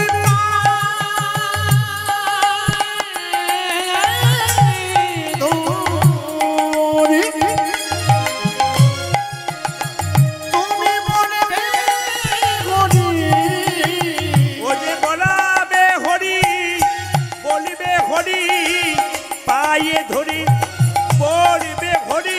দাদা বলাবে হরি বলিবে হরি। ও যে পায়ে ধরি বলবে হরি বলবে দাদা হরি। এই মিনতি তোমায় করি। বলবে হরি বলবে দাদা হরি। এই মিনতি তোমায় করি। বলবে হরি। আজ পাছে চলো পাছে চলো লোটাইবি আপনারা যদি কেউ শান্তিতে মরতে চান, যারা বাবা মা হয়েছেন, তাদের কাছে একটা মেসেজ রইল। ছেলের জন্য টাকা পয়সা গাড়ি বাড়ি রাখবেন যদি পারেন, না রাখতে পারলে শিক্ষিত করুন ছেলে মেয়েকে। আর একটা কাজ করুন, কৃষ্ণ ভক্ত করুন। আস্তে মায়েরা মায়েরা এইদিকে দিকে, প্রত্যেকটি মা বাবার কাছে, প্রত্যেকটি ভক্তের কাছে একটা মেসেজ রইল। আপনার ছেলের জন্য আপনি টাকা পয়সা রাখুন, সব কিছু রাখুন যদি সম্ভব হয়, কিন্তু একটা কথা বলে যাব, ছেলেকে কৃষ্ণ ভক্ত তৈরি করে দিয়ে যান। আপনার মৃত্যুর পরে আপনি শান্তিতে মরতে পারবেন। আমার ছেলে মাতাল নয়, চরিত্রহীন নয়, মস্তান নয়, আমার ছেলে কৃষ্ণ ভক্ত।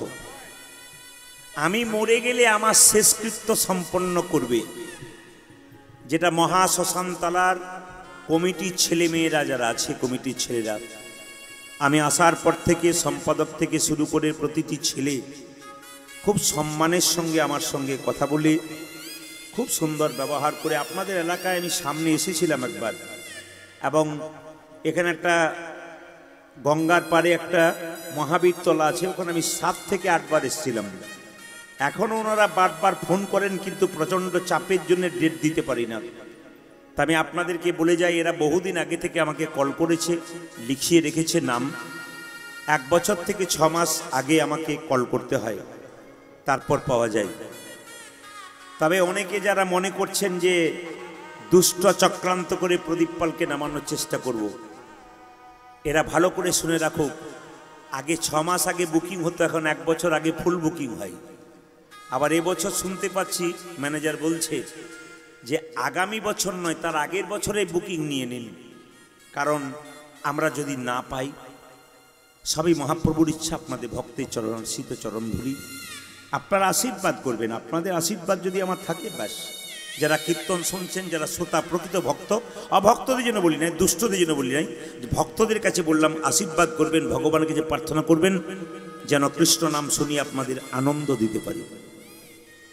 তো সবার কাছে নিবেদন রইল, মায়েরা যে যেখানে বসে আছেন, বারবার বলবো ছেলেকে কৃষ্ণ ভক্ত তৈরি করে দিয়ে যান।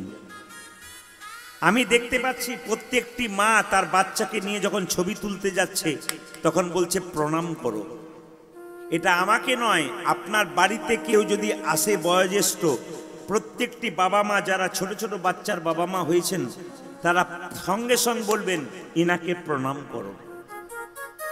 সকালবেলায় ঘুম থেকে উঠে ছেলে বাচ্চাদেরকে বলবেন মুখ টুক ধুয়ে কিছু খেয়ে নিয়ে মন্দিরে প্রণাম করে আয়।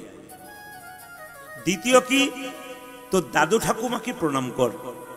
তৃতীয় কি, আমাকে আর তোর বাবাকে প্রণাম কর।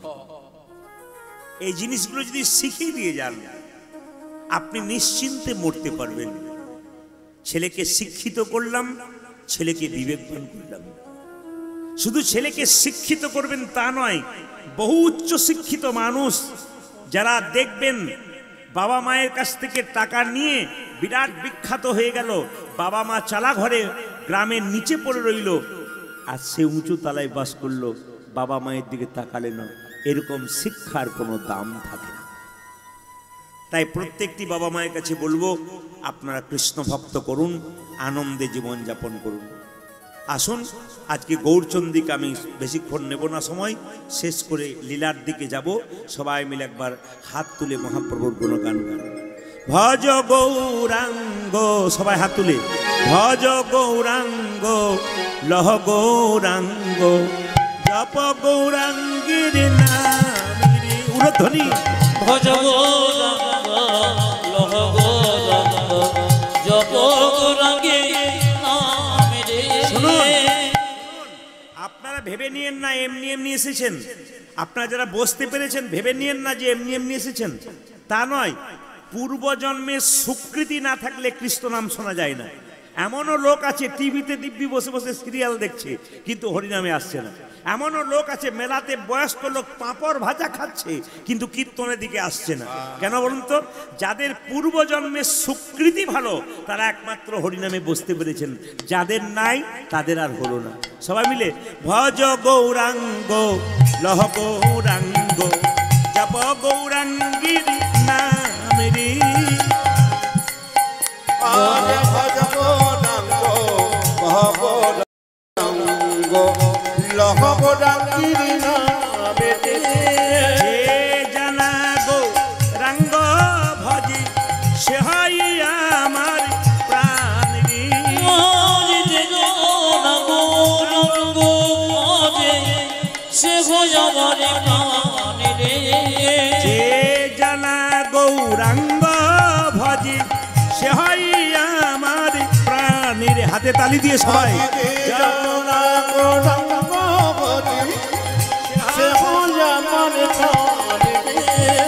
প্রভাত সময়ে সচির আঙ্গিনা মাঝে গৌর চাঁদ নাচিয়া বেড়াই রে।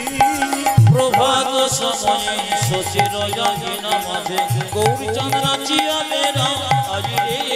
প্রভাত সময়ে সচির আঙ্গিনা মাঝে গৌর চাঁদ নাচিয়া